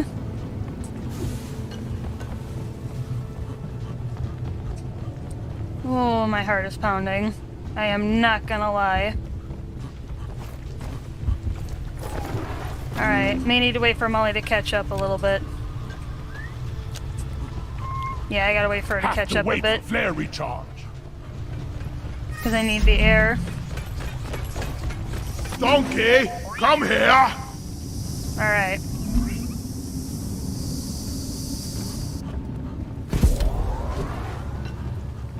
Alright, keep coming, Molly. I need you to stay close to me, because I cannot run out of air.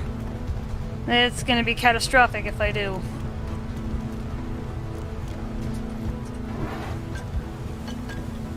Alright, everyone. Let's go. Let's try to flank the ugly bugger. Twins! Alright. And my ruling is gonna be, once the third one comes out, Guns in, ass I can over start here and shooting at hurry, them. please. because they're all technically gonna be aggroed on me. What's the hive guard? Alright. Hopefully the last one will be the basic, so then we have all three. That would be the ideal scenario.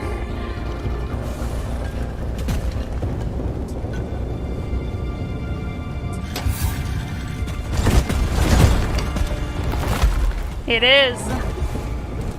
Alright, we got one of each dreadnought. Let's do this, everyone. Getting supplies. Feel much better now.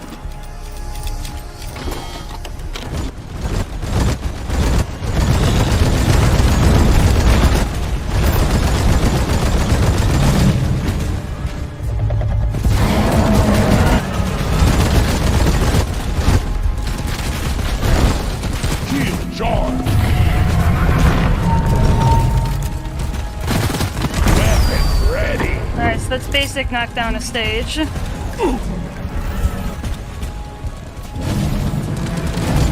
See if I can knock him down again.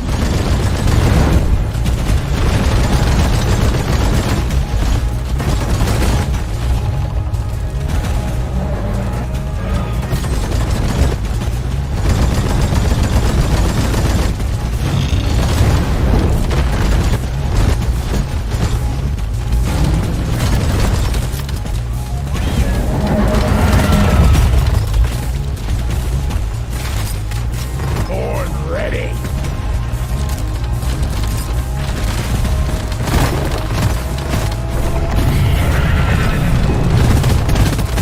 Alright, that's Dreadnought down stage 2. I don't know where the others are, but I'm taking my liberty to weaken the basic while they're on their way.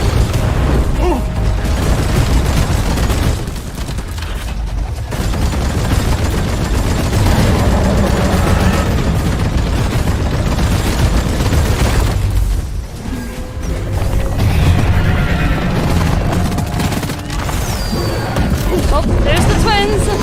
They've arrived! So has the hive guard, it seems. Seems like everyone's here now and in attendance.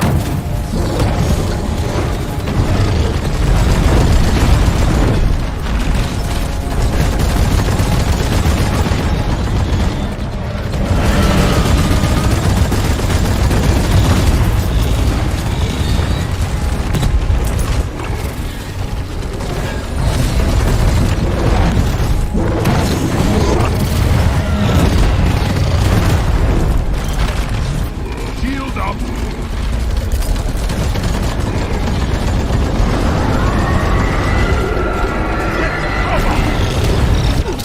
Basic is down! Alright, so that leaves the other two.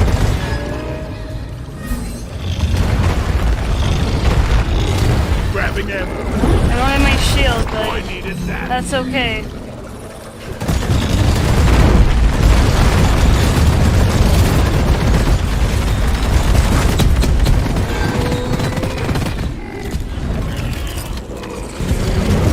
Locked and loaded.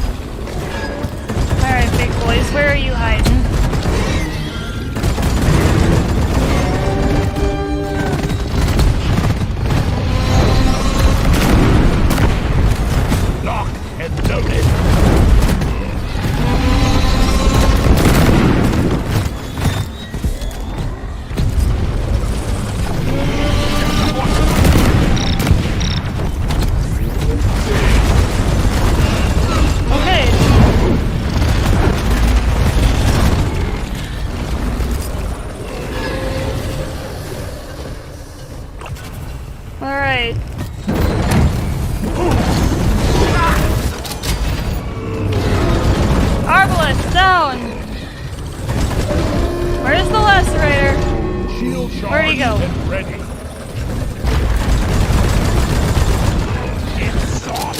Down! It's just the hive guard. This.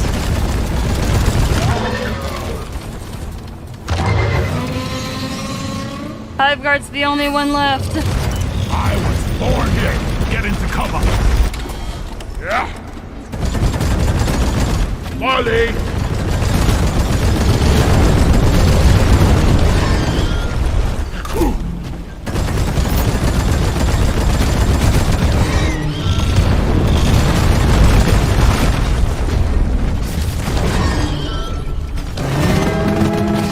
Charge.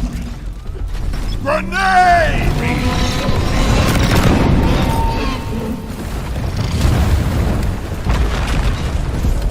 Get some distance here.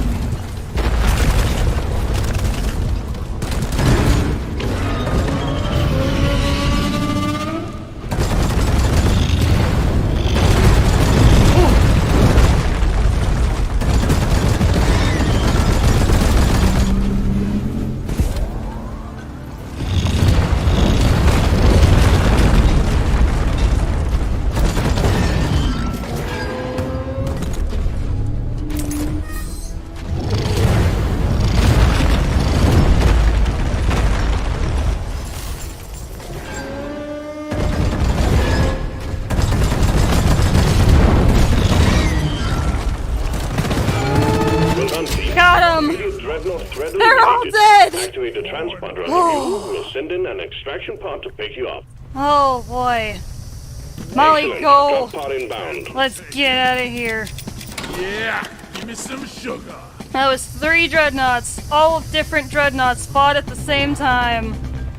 Killed them all. Now can we get out with our lives?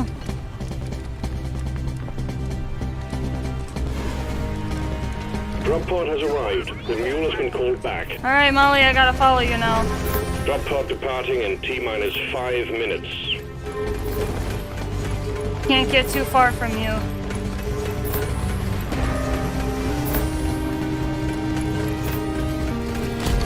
Zip line ready. Okay, so she went out this way. Thank goodness for those little little green markers. I almost said red, but they're green. Players, not ready yet. Wait, where's she going? Oh, she's going through a tiny hole right here? I just put up a shield placed. That's kind of a weird spot, Molly, but... Alright, where'd you go? You went... this way? Where'd she go? Oh, it's under me! Drop pod departing in T-minus 4 minutes. The mule is secured. Initiating launch sequence. Deep Rock Galactic thanks you for your good work. There it is. Drop pod will leave with Alright, we made it! We fight for rock. Rock and Gunnery stone! box. Retrieving escape Got my pod. little pickaxe here to celebrate. Oh, that was quite a battle to say the least. Well, I hope you guys enjoyed the show tonight. Rock and stone. I'll catch you guys on the other side of the move. And we got the confetti cannon to celebrate. There we go. Alright, I hope you guys enjoyed. Rock and stone.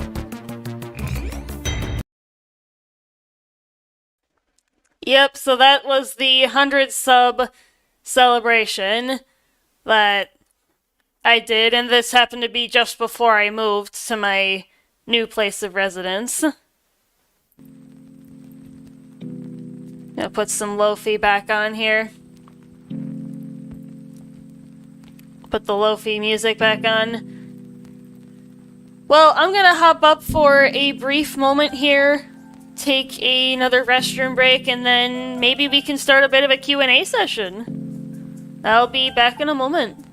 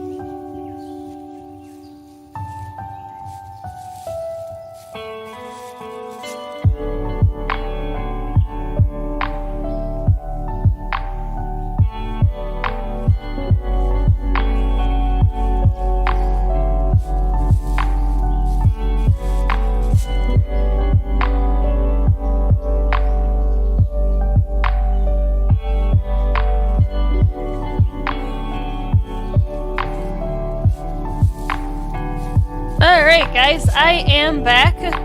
We can start a Q&A session. I'm gonna pin a message there.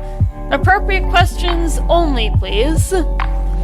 Any inappropriate questions will be deleted, but if you guys have any burning, lingering questions about me, about the channel, feel free to ask. I got the music on in the background just so it's not completely silent. Yeah, if anybody's got anything in mind that they want to know, you can start posting your questions in chat now. I do know there is one thing that's probably going to be asked, and that, even if it isn't, I'll just start off the Q&A with that. For those of you who have been around for a while,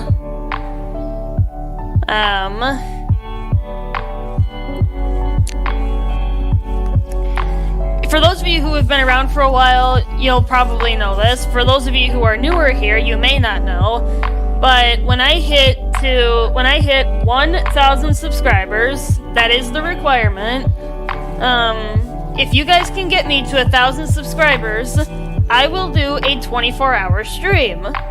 But only if, and I say if, even though it's more like a when, but only if I hit 1,000, though. That is the rule, and that is the challenge. I have challenged my viewers to get me to 1,000 subscribers. And that is the reward, if they can pull it off. Who is your favorite Lovecraftian themed octopoidal DRG player? Cthulhu, you're funny. I love the Lovecraftian theme you have behind your channel, Cthulhu. I'm a fan of Lovecraftian games. So like, Elder Sign, Mansions of Madness. Favorite scout loadout? Well, it depends on what primary and secondary we're talking about, but I guess I can go to carl.gg. And could kind of go here. You keep streaming and making content, you'll get to 1,000, no problem. Yeah, it's bound to happen eventually, Cthulhu, but like I said, that's the reward for the community getting me to that point, is a 24-hour stream. I'm actually kind of starting to think about it already because of how far I'm at. Like what stage my channel is in. The fact that I'm approaching 400 at this point, and it's barely been a year, like, it's probably gonna happen in the next year or so, if the pace of growth keeps up, that it is. If I keep growing at the pace that I am. Maybe next year we'll be looking at a 24-hour stream. We're gonna have to find out. You're closer than I am. How am I closer than you, Cthulhu? How is this possible? This is blasphemy.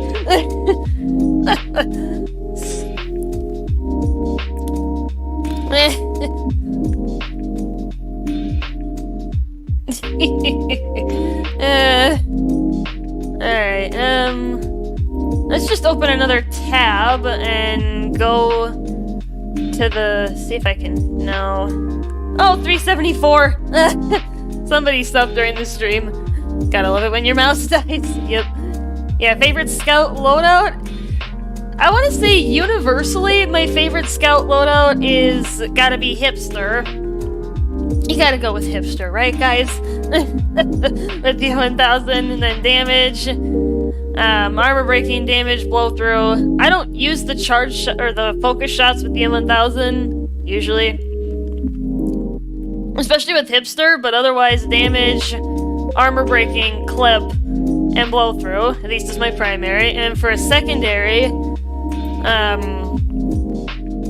it kind of depends. But lately, I've really been liking running hipster with gas recycling, because hipster cuts down your damage, and even with the damage mod, it still helps to have a secondary that can make up and have a lot of DPS.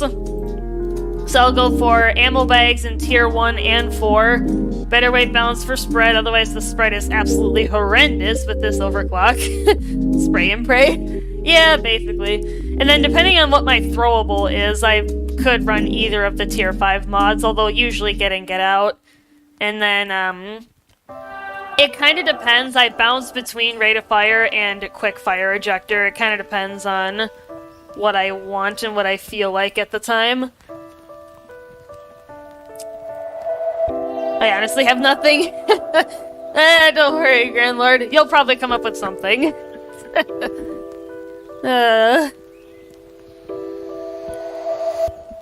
Alright. Yeah. So yeah, this is my current, scout loadout. Throwable, usually the boomerangs is what I'll do. Sometimes if I'm running the IFGs, I'll take conductive bullets on gas recycling, but it kind of depends on what my throwable is. But where did you and Grand Lord meet? Wasn't it in one of Reapy Ron's games, Grand Lord? Like, where did we first meet exactly? I'm trying to think. When was that?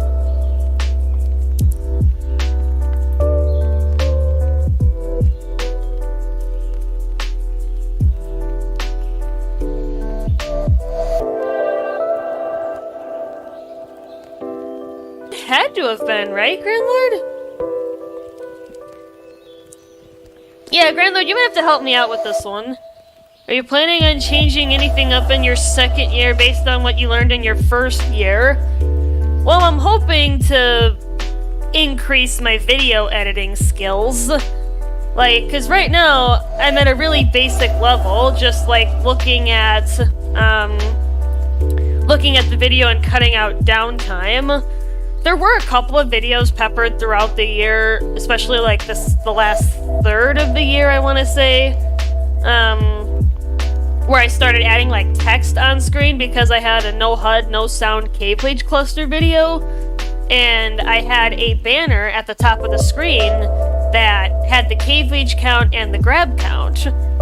So I kind of want to do more of those kind of things.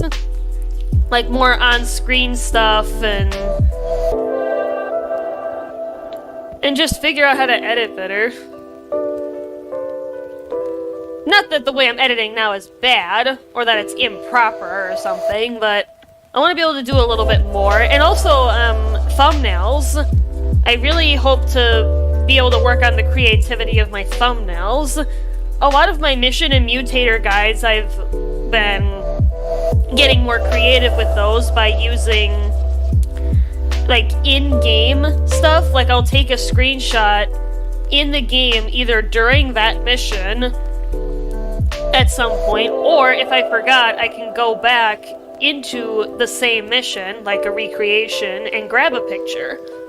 Because I think those look better, and I think they showcase the beauty of Deep Rock better.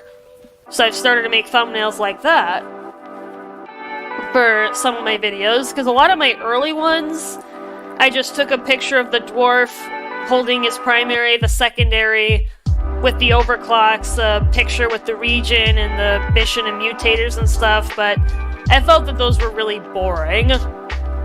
So that's when I started taking the in-game pictures to come up with some better ones. And I really do think they look nicer, even just with those. But I'm hoping to learn more as I go about the next year. Maybe in his server in general. I think, just playing random missions. Yeah, I think so. I think you're probably right, Grand Lord. Are there any games you're looking forward to?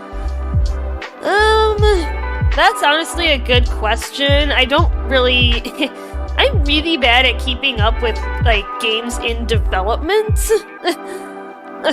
Like, upcoming games and stuff, but my younger brother Arcor did share his Steam library with me, so I have access to all of his games. Diamond got me Horizon Zero Dawn for my birthday. I kind of struggled with it at first because it's an open world game and I normally struggle with open world. But he came onto the Discord and helped me out. I'm gonna dig back into it. But I've got a lot of games that I'm looking forward to playing. That not only I have, but that Arcor has shared with me. Yeah, I don't really know what games are coming up, Cthulhu. I'd have to look up a list. So I wish I could answer that question, but I can't, because I don't know what's coming. Although, I will say that the new games that Ghost Ship is coming out with, they made Spell Rogue, Dark Swarm, and DRG Survivor. I'm potentially looking into those. And then Frostpunk 2, because I played the original Frostpunk. I'm really waiting for it. It's been on my wish list for like a year and a half now, and they're...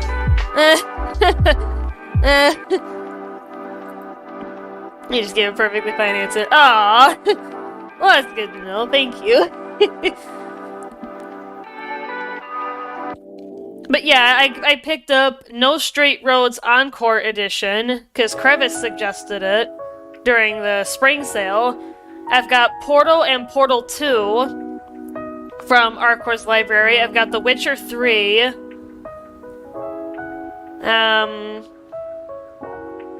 There's a whole bunch of stuff that, because he has shared it with me, that I can play from his library. I just looked at my Steam library. What's your favorite genre of game? You play DRG, you play Frostpunk, quite different. Honestly, I'm not too picky unless it's horror. There is one horror game that I do like, and that is Phasmophobia, because I find that one fun. And I really struggle with open world games, like I just said. I wish I could play open world games, but I have a tendency to get aimless really easily, and I can't keep my head on straight with those, which is, I think, why I initially struggled with Horizon Zero Dawn. But with Diamond's help, you know, kind of showing me the late game without spoilers, and kind of helping me out with some of the mechanics, I'm gonna try and get back into it and try to finish the game. I put the difficulty on normal, which I probably shouldn't have done. Diamond kind of agreed. He suggested bumping it down to easy, because that's what he did for his first run of Horizon Zero Dawn. So that's what I'm gonna do. And then I'm gonna try and focus on... Well, I'm gonna finish the quest that I'm currently on, and then I'm gonna practice fighting the machines for a little bit, to kind of get used to the mechanics of fighting them, learning how to spot weaknesses, using the focus, because I wasn't using it a whole lot. But I am a big fan of action, adventure, you know, obviously with Deep Rock PvEs. I don't like PvP as much, but it kind of depends. Like, Dead by Daylight, I cannot play. Like, I have played it, but it's hard to get myself to play it, because of how toxic that community is. But something like Evolve is actually fun, even though it follows the same 4v1 convention. It's more dynamic than Dead by Daylight is. And I just find Evolve to be a lot more fun, despite the same 4v1 metric. because the monsters are different. You know, of course, the killers in Dead by Daylight are different, but how about Titanfall 2? Yeah, that, for those of you who saw the thumbnail, I posted a bunch of the game logos in that thumbnail that have appeared throughout the year, whether they were some of my earlier games that only made a single appearance or a few appearances, and even some of the more recent ones. I couldn't fit everything on there. It just wasn't gonna work. The logos were gonna be pretty small if I did that. But I wanted to throw on a bunch of different games that have been featured on the channel to kind of show what I have been getting into. Can I throw some co-op PvE game suggestions at you? Yeah, go for it. Throw them in chat and I can get out a piece of paper and I can write them down. I'll actually do that now while you're doing that. Alright, let me grab a sheet of paper. Yeah, these were old notes from when ripping paper! Yeah, let me get this out here.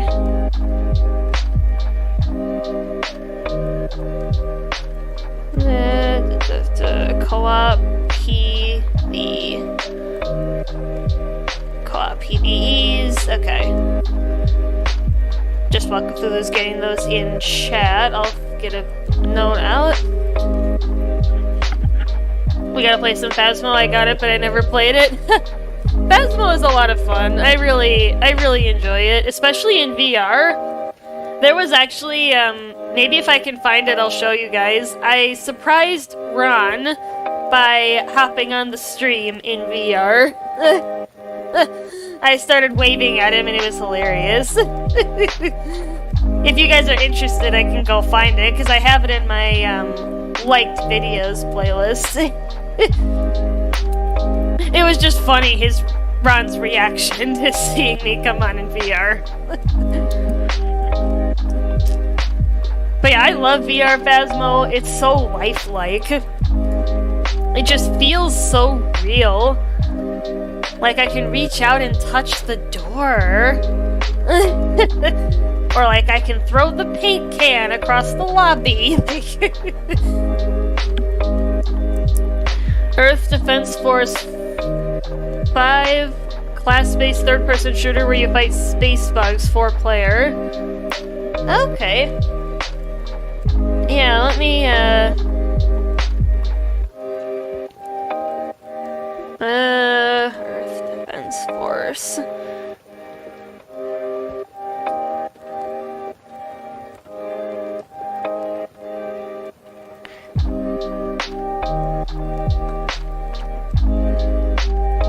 But yeah, speaking of, PvEs, when,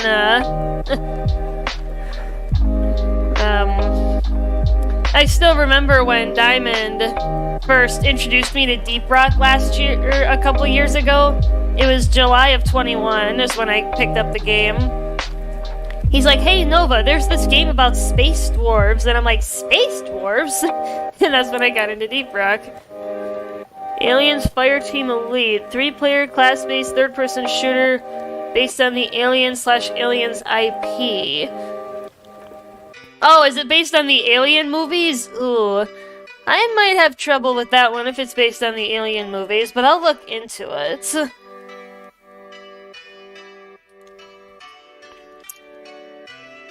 Yeah, I watched the first Alien movie, and I had nightmares for about a good month after I watched it, because of the whole concept behind the aliens in that movie.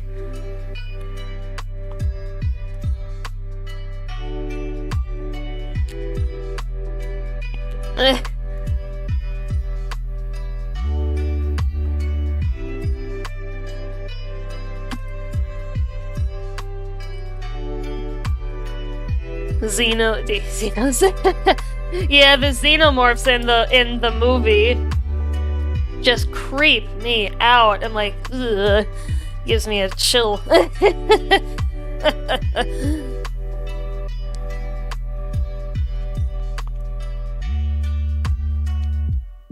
Aliens Fireteam Elite is mostly an action game, more like the Aliens movie, not much horror / suspense. Okay.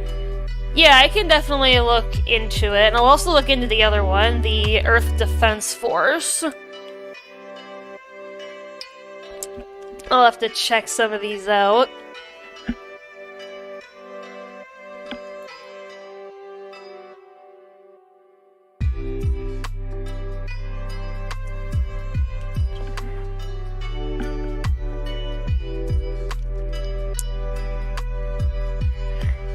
The Anacrusis, early access title. I've heard of the Anacrusis. I saw it on my Steam page once.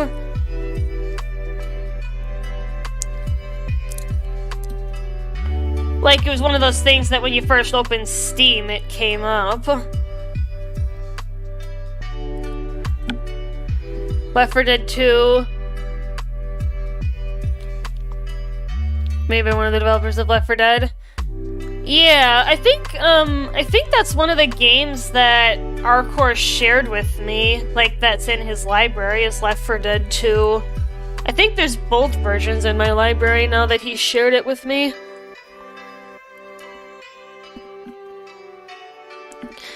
But yeah, I've got all of these written down so that I can look into them.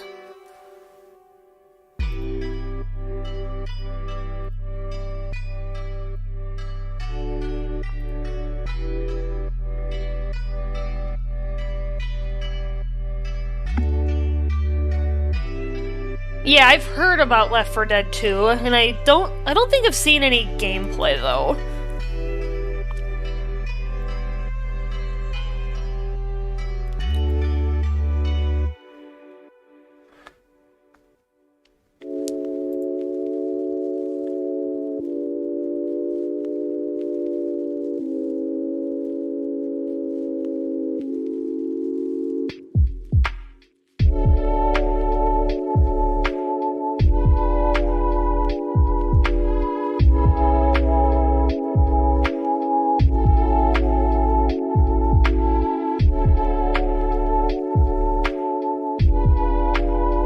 Space Hulk Deathwing is based around the Warhammer 40k series. Here's some of its features from Steam. Okay. Yeah, share them.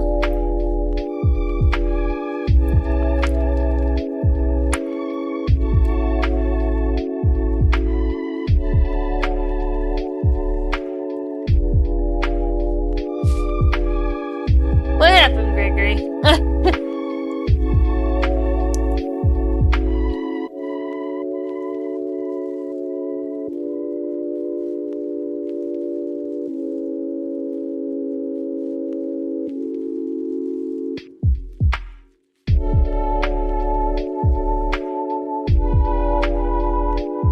Can't do it, it's too long. Oh. I mean, you can break it up into multiple messages. I mean, there's no saying you have to look in general. Oh, okay.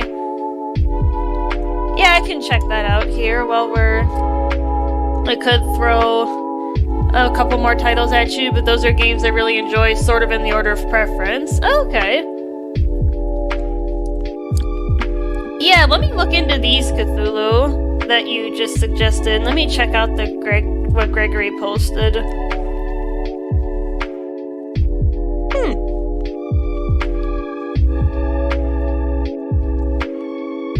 Okay, so there is a co-op mode on that one. Huh. Let me grab version 2 of my drawing is gonna take a long time to make. Yeah, it sounds like version 1 kinda did. Let me grab version 1 real quick. Oh, okay. And you know, guys, I decided to put out a surprise. I literally just thought of this as I'm sitting here. Caught PP is my old thing at the moment. Yeah. I literally just hatched the idea when I was sitting here with the Q&A session. I'm like, okay, let's have some fun. I'll close that out because we don't need it anymore. But I thought, you know, let's do the first co-op with chat tier list. Because I had an idea a few weeks ago to do, co-op tier lists with chat, and I was like, why not? Everybody seems to love the idea. So I've got a tier list with all of the grenades pulled up here. So we can have some fun talking about them and rating them in a tier list. Let's have some fun, guys, shall we? I'll even pull it up. Yeah, I'll get up the information for each of the classes so that we can talk about what they do and how good we think they are as a group. Let's have some fun with that. Yes! Hey, Beaver. Alright, so we are gonna start out with Gunner and we're gonna go down the line. I've gotten them in the order in which you acquire them, based on class. We're gonna go from Gunner to Driller to NG, and we're gonna finish with Scout. So we're gonna start with Gunner, and we've got the sticky grenades. These you get 6 of. They deal 20 damage upon direct hit once you throw them on something if you hit a bug with it. They've got a pretty significant fear factor of 250%. They don't have the greatest explosion radius, though. They do have a 90 direct damage and 130 AoE, though. And they have a 100% fear factor on the explosion. So they're not bad. What do you guys think? I don't normally use the sticky grenades unless I'm going on an elimination mission, but I want to say they're probably like a high B tier, low A tier. At least that's me. I don't know what you guys think. What do you guys think of the sticky grenades? Stickies are B tier. Yeah. They're certainly usable.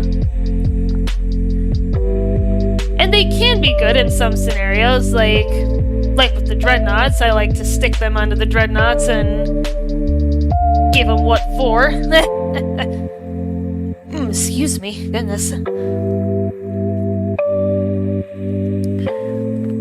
Yeah, if anyone else has any opinions on the sticky grenades, let's put them in chat. Otherwise, the next one we got is the incendiary grenade. This one is my personal favorite. You only get 4 of these compared to the stickies. They've got a ton of heat factor, though. They basically light anything on fire that steps into the flame radius.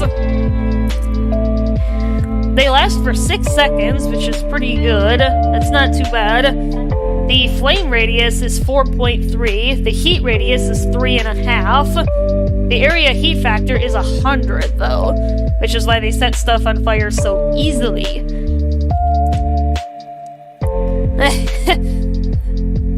I've got to put the incendiaries at least into A tier.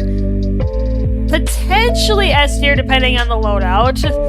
Like when I combine this with neurotoxin, having them run away from me into the fire with the with the fear, the toxic, and the fire, it's like almost nothing can get through that.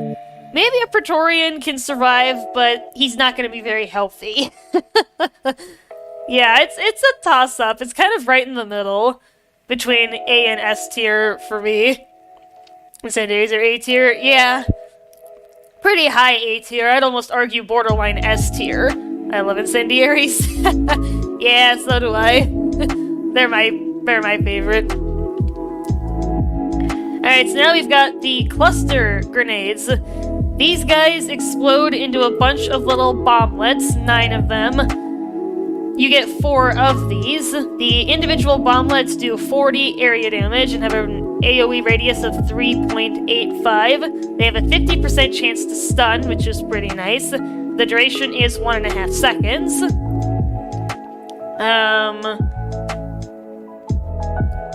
However, the friendly fire on these is pretty significant. They kind of spread out a lot. Especially in low gravity, even more so. They spread out even further.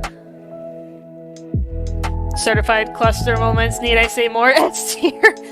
I don't know if I'd put the cluster grenades into S tier, Crevice. I just can't see the argument for it. I mean, I can't see the argument for it. That's why we're doing this, is a community discussion. But yeah, I used to use these a lot. I don't really use them a lot anymore, though, because of the friendly fire. Cluster's good for crowd control and scatter shot, but too much friendly fire. I remember I downed 2 of my teammates with them. Yeah. I still think they're a good grenade. It's just the friendly fire is really what knocks them down the ladder a little bit more for me. Yeah, because I can't tell you how many times I downed my teammates with these. I remember downing the entire team right outside the pod, Nova included. Yeah, Crevice. This is why cluster grenades. I feel like it's kind of on the same level as sticky grenade. It's got its place for sure, but I don't think it's that high up though, that it needs to go that high up. Alright, now we've got the Tactical Lead Burster, the newest grenade for Gunner that came with Season 3. You get 4 of these. Takes about half a second to arm.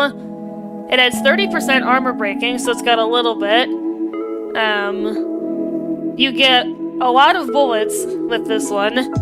576 to be exact in total. You have pretty good DPS with this one.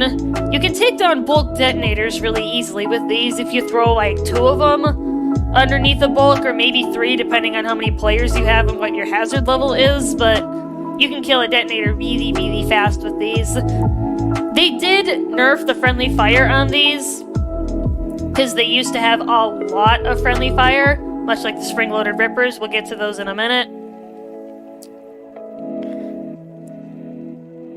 Lead bursters are very high. Good crowd clearing, destroys bulks, and usually doesn't deal much friendly fire damage. Yeah, they used to deal a lot more, Crevice. Friendly fire.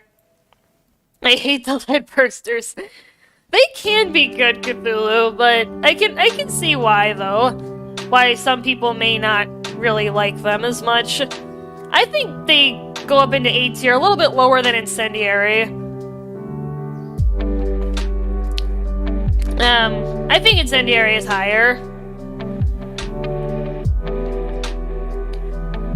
Alright.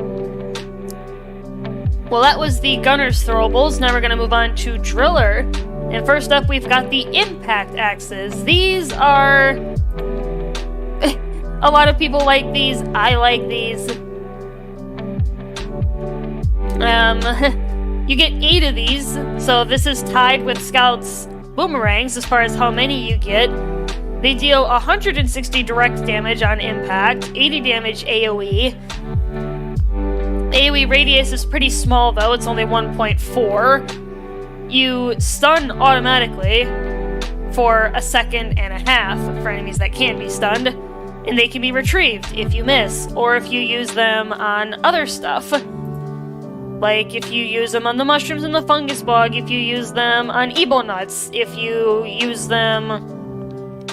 if you throw them trying to hit something and the axe lands right next to it or something, you can usually go pick it back up again. These are really good in a lot of situations because of that. I love the impact axes. They're going straight up into S tier. At least in my opinion. I don't know what you guys think of the impact axes. Why is my boy last on the list? Well, I have them in order that you unlock them in the classes. As much as I hate to say it, the axes are S tier. They really are S tier. They just have so much utility and they do so much damage, and you get 8 of them. Like, there's not much to say about these things. Like, you get so much. I love them, especially if you hit a weak spot. Yeah, or if you hit enemies that are weak to melee, which there's quite a few of them. Like Trijaws, well, basically all Mactera. The patrol bots, suppressors are weak to melee. There's still an HE driller though. Speaking of the HEs, you can pick them up. Yeah, I love that you can pick up the axes. Speaking of the HE grenades, Crevice, we now have them right here. So the HE grenades, you get 6 of these. And they did change these with Season 3 because now you can hold them like a fuse. And then you can time your toss instead of the fuse starting after you toss the grenade. So these did get a lot better with Season 3. I do like that.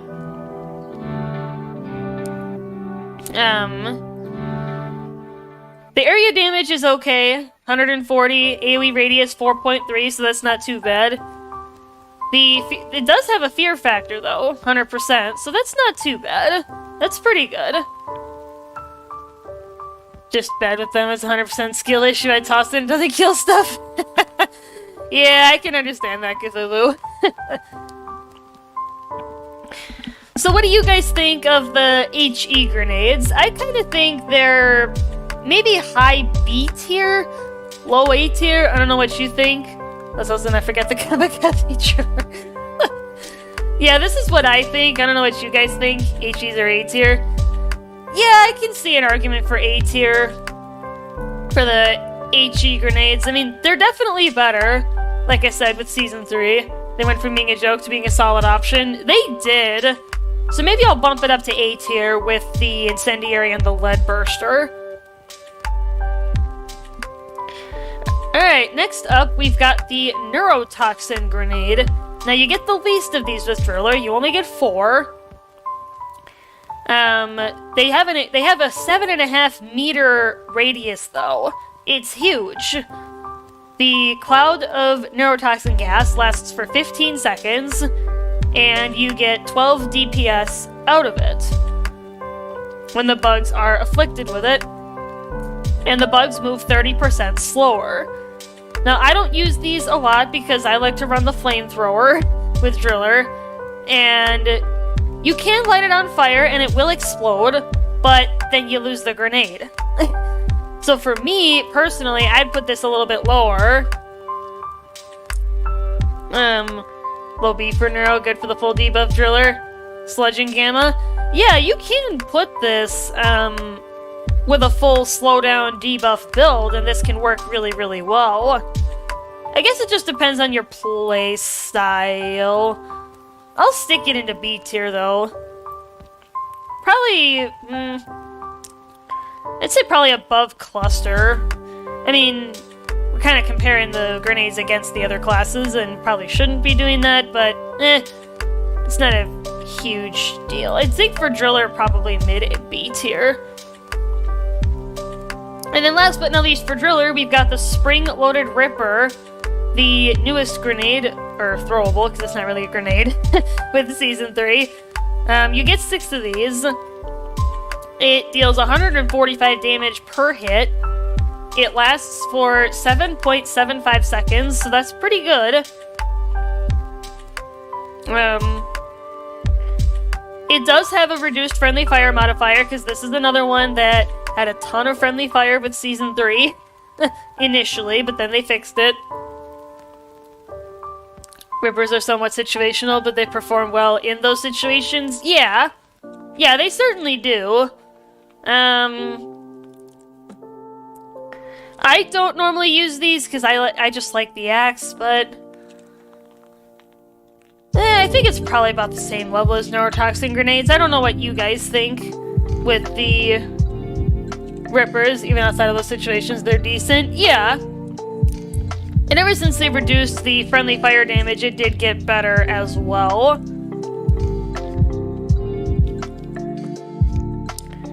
But yeah, for now I'm going to stick it on the same level as the neurotoxin grenades. We might even shift these around towards the end. Alright, next up we're moving on to Engineer. We have the Lure Grenades, these guys right here. You get 4 of these. They project a holographic dwarf that dances for 20 seconds at max. Its health is 50.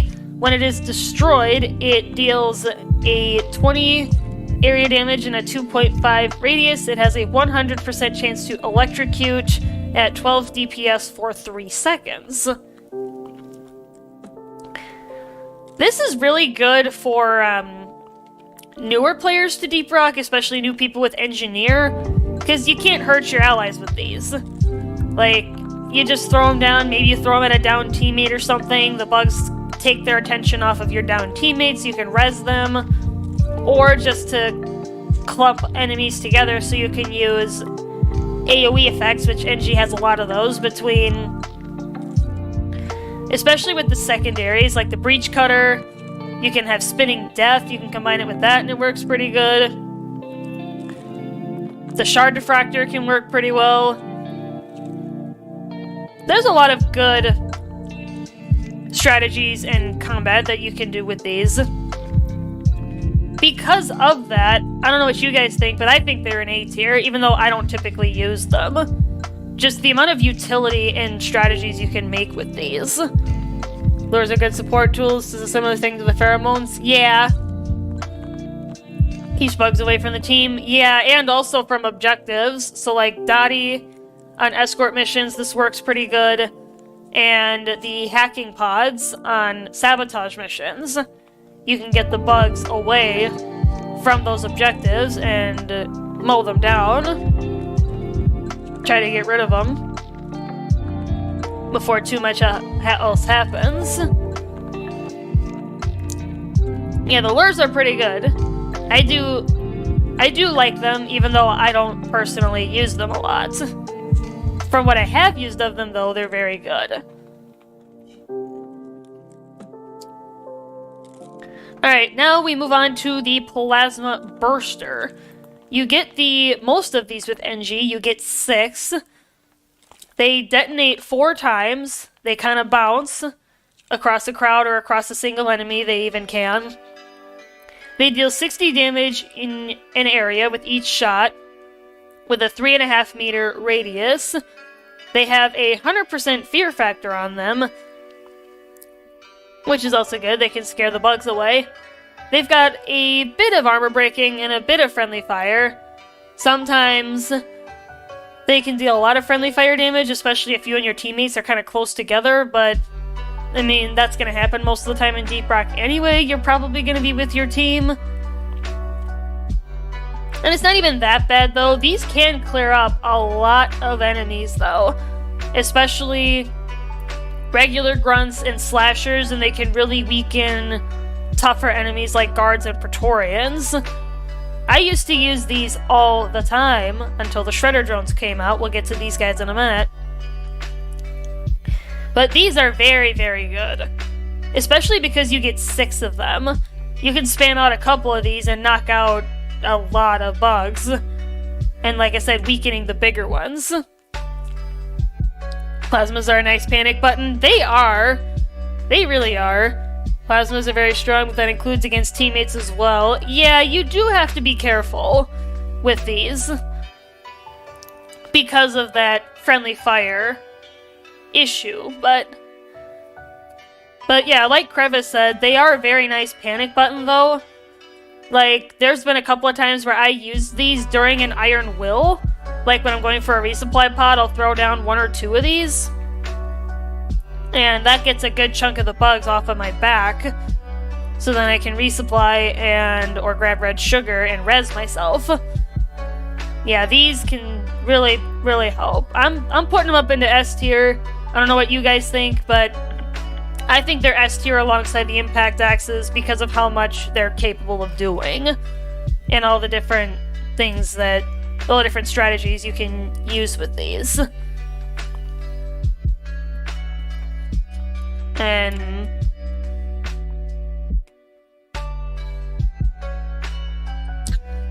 alright, now we can take a look at the next grenade for Engineer, which is the Proximity Mines. You get 4 of these. They take a few seconds to arm once you chuck them down, but once you do, they have this yellow circle around them. that you can see. It'll pulse, and you'll be able to hear it pulsing. It does 110 area damage when it explodes.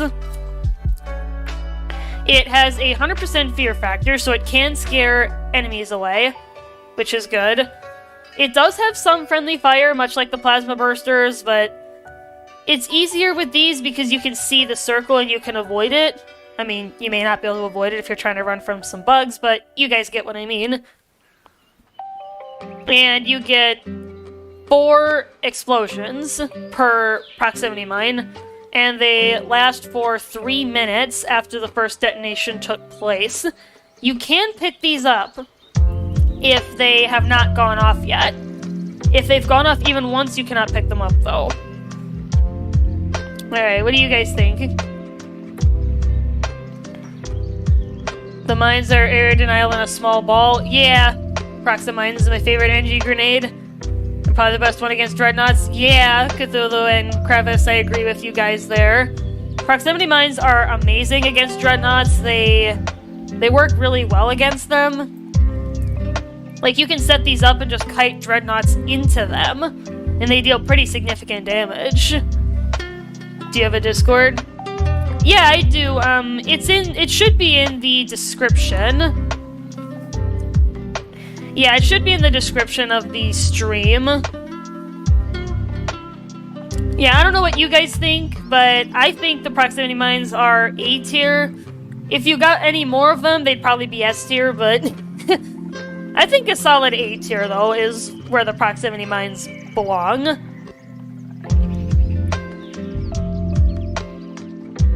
I had to click read more. Yeah, you gotta scroll down a little bit. There's a lot of stuff.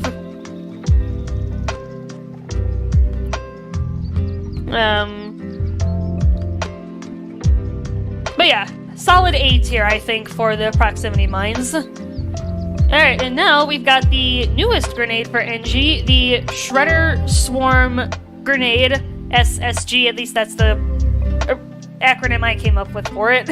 That's probably what it's supposed to be. You get 4 of these. They spawn 5 shredders each that last for 40 seconds. They deal 8 damage per hit. They have 200% armor breaking, which is pretty significant for NG. They slow enemies down, and they can attack up to 12 times each. I got Carl.gg pulled up here to share the effects. DOT DPS is 11.43, so that's pretty good. Alright, what do you guys think? S tier for shredders, no questions. Yeah, the shredder drones really... And like with the lure grenades, you can't hurt your teammates with these. Like, they're so powerful. They deal a lot of damage. They actually got nerfed before Season 3 fully went live. They used to deal more damage than they do now. And they still deal a good chunk of damage. Also slap the drones. Yeah, and if you are near the drones, you can actually slap them. And there are some voice lines for this. Yeah, they're like, get out of here, or go kill. Like, it's really funny. Can't hurt your teammates, that's D tier. No, Cthulhu, you're funny. No, you can't hurt your teammates. This is actually, I've thrown these down on downed teammates to res them. Yeah, these are very good. Who's your daddy now, evil robot? Yep, that's a good one. Alright, moving on. Now we've got the Scouts grenades. We're going to start with the IFG, or the Inhibitor Field Generator. You get 6 of these. It is an AoE radius of 3 with a duration of 15 seconds. You get a 130% damage amplification to enemies that are inside the IFG, and they move 75% slower. This is Scout's beginner grenade. I think it really belongs there. Like, it's really good for newer players to scout because it can help. It can really help early on, with especially with the damage increase.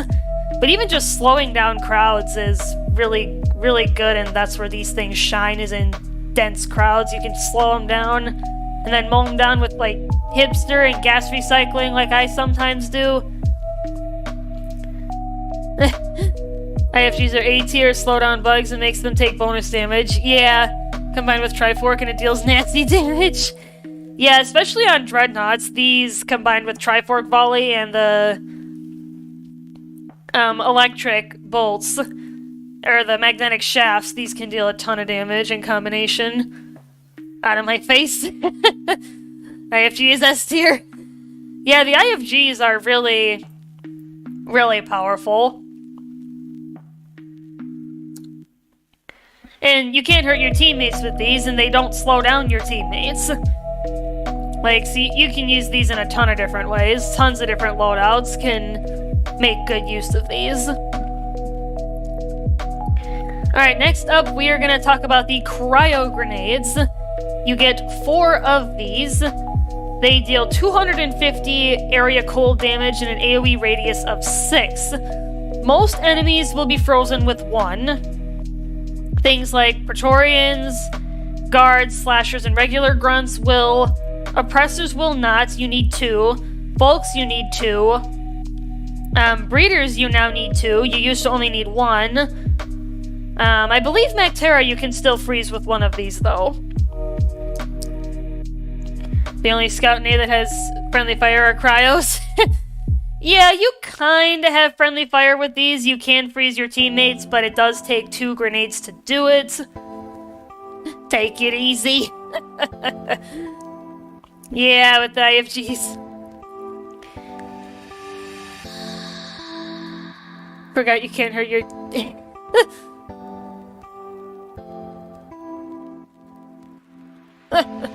Yeah.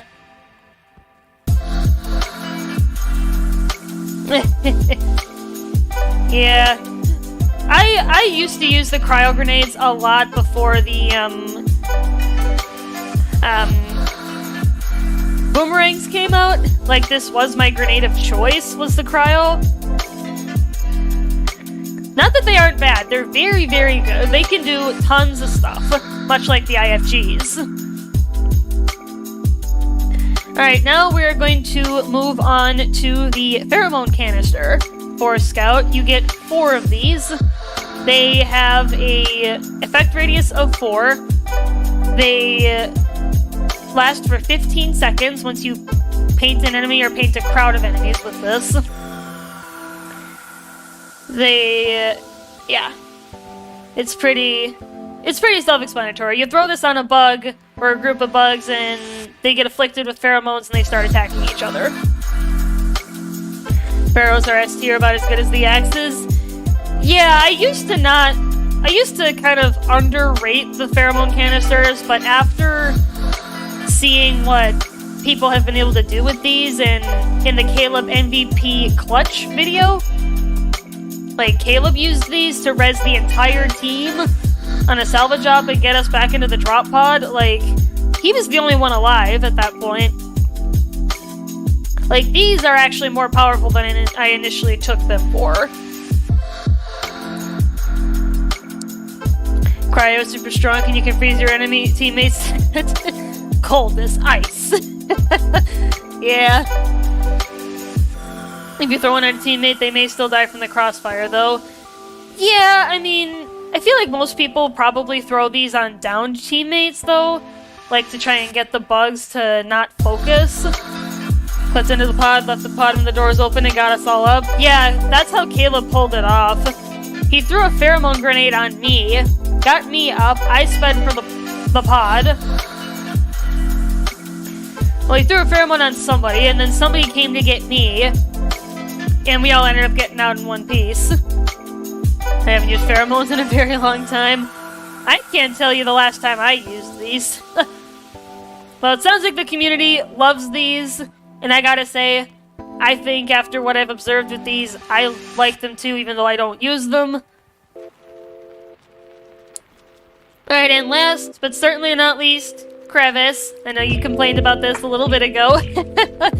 We've got the Voltaic Stun Sweeper, the newest grenade for Scout with Season 3. You get 8 of these, much like with the Impact Axes.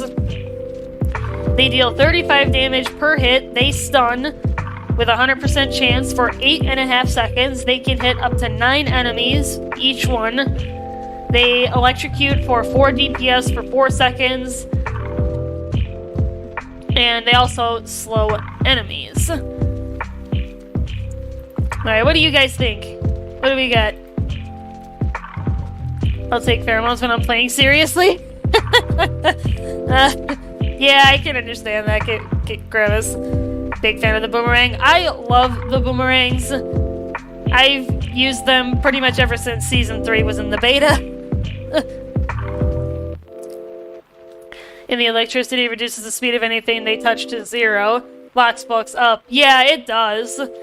You can stun lock bulks with these, and that's really, really good.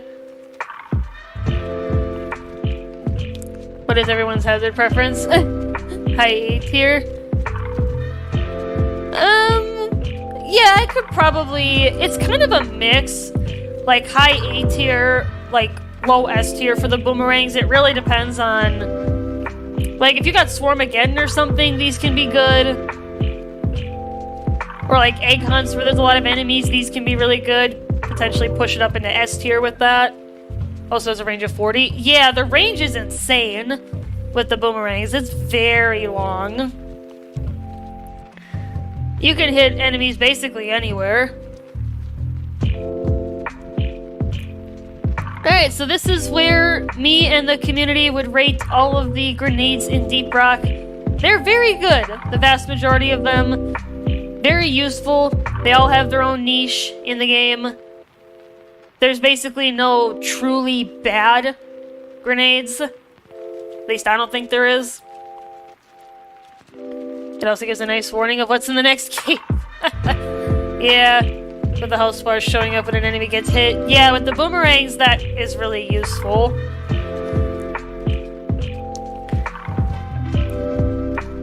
Alright guys, well I'm gonna have to end off the stream here. I gotta head to work. I wish I could stay longer and hang out with you guys and maybe do some Deep Rock gaming shenanigans, but unfortunately I cannot. I will catch you guys next time. I'm hoping to maybe be live again on Sunday. I have to figure out what my work schedule is. I have it available. I hope you guys enjoyed the year in review. Seeing the behind-the-scenes stuff, how the channel looks for me. The video highlights that I showcased. That I wanted to showcase for you guys that have occurred in the last year. 1 year of the Supernova. Aw, Cthulhu. You're really wholesome, man. Like, when I got into your server and you had a self-promo channel, I'm like, aw. It's like I can put my content just about almost anywhere, like... But yeah, the challenge still stands. Get me to 1,000 subscribers, guys, and you will earn yourselves a 24-hour stream from the Supernova. Rockin' Stone, I will catch you guys next time.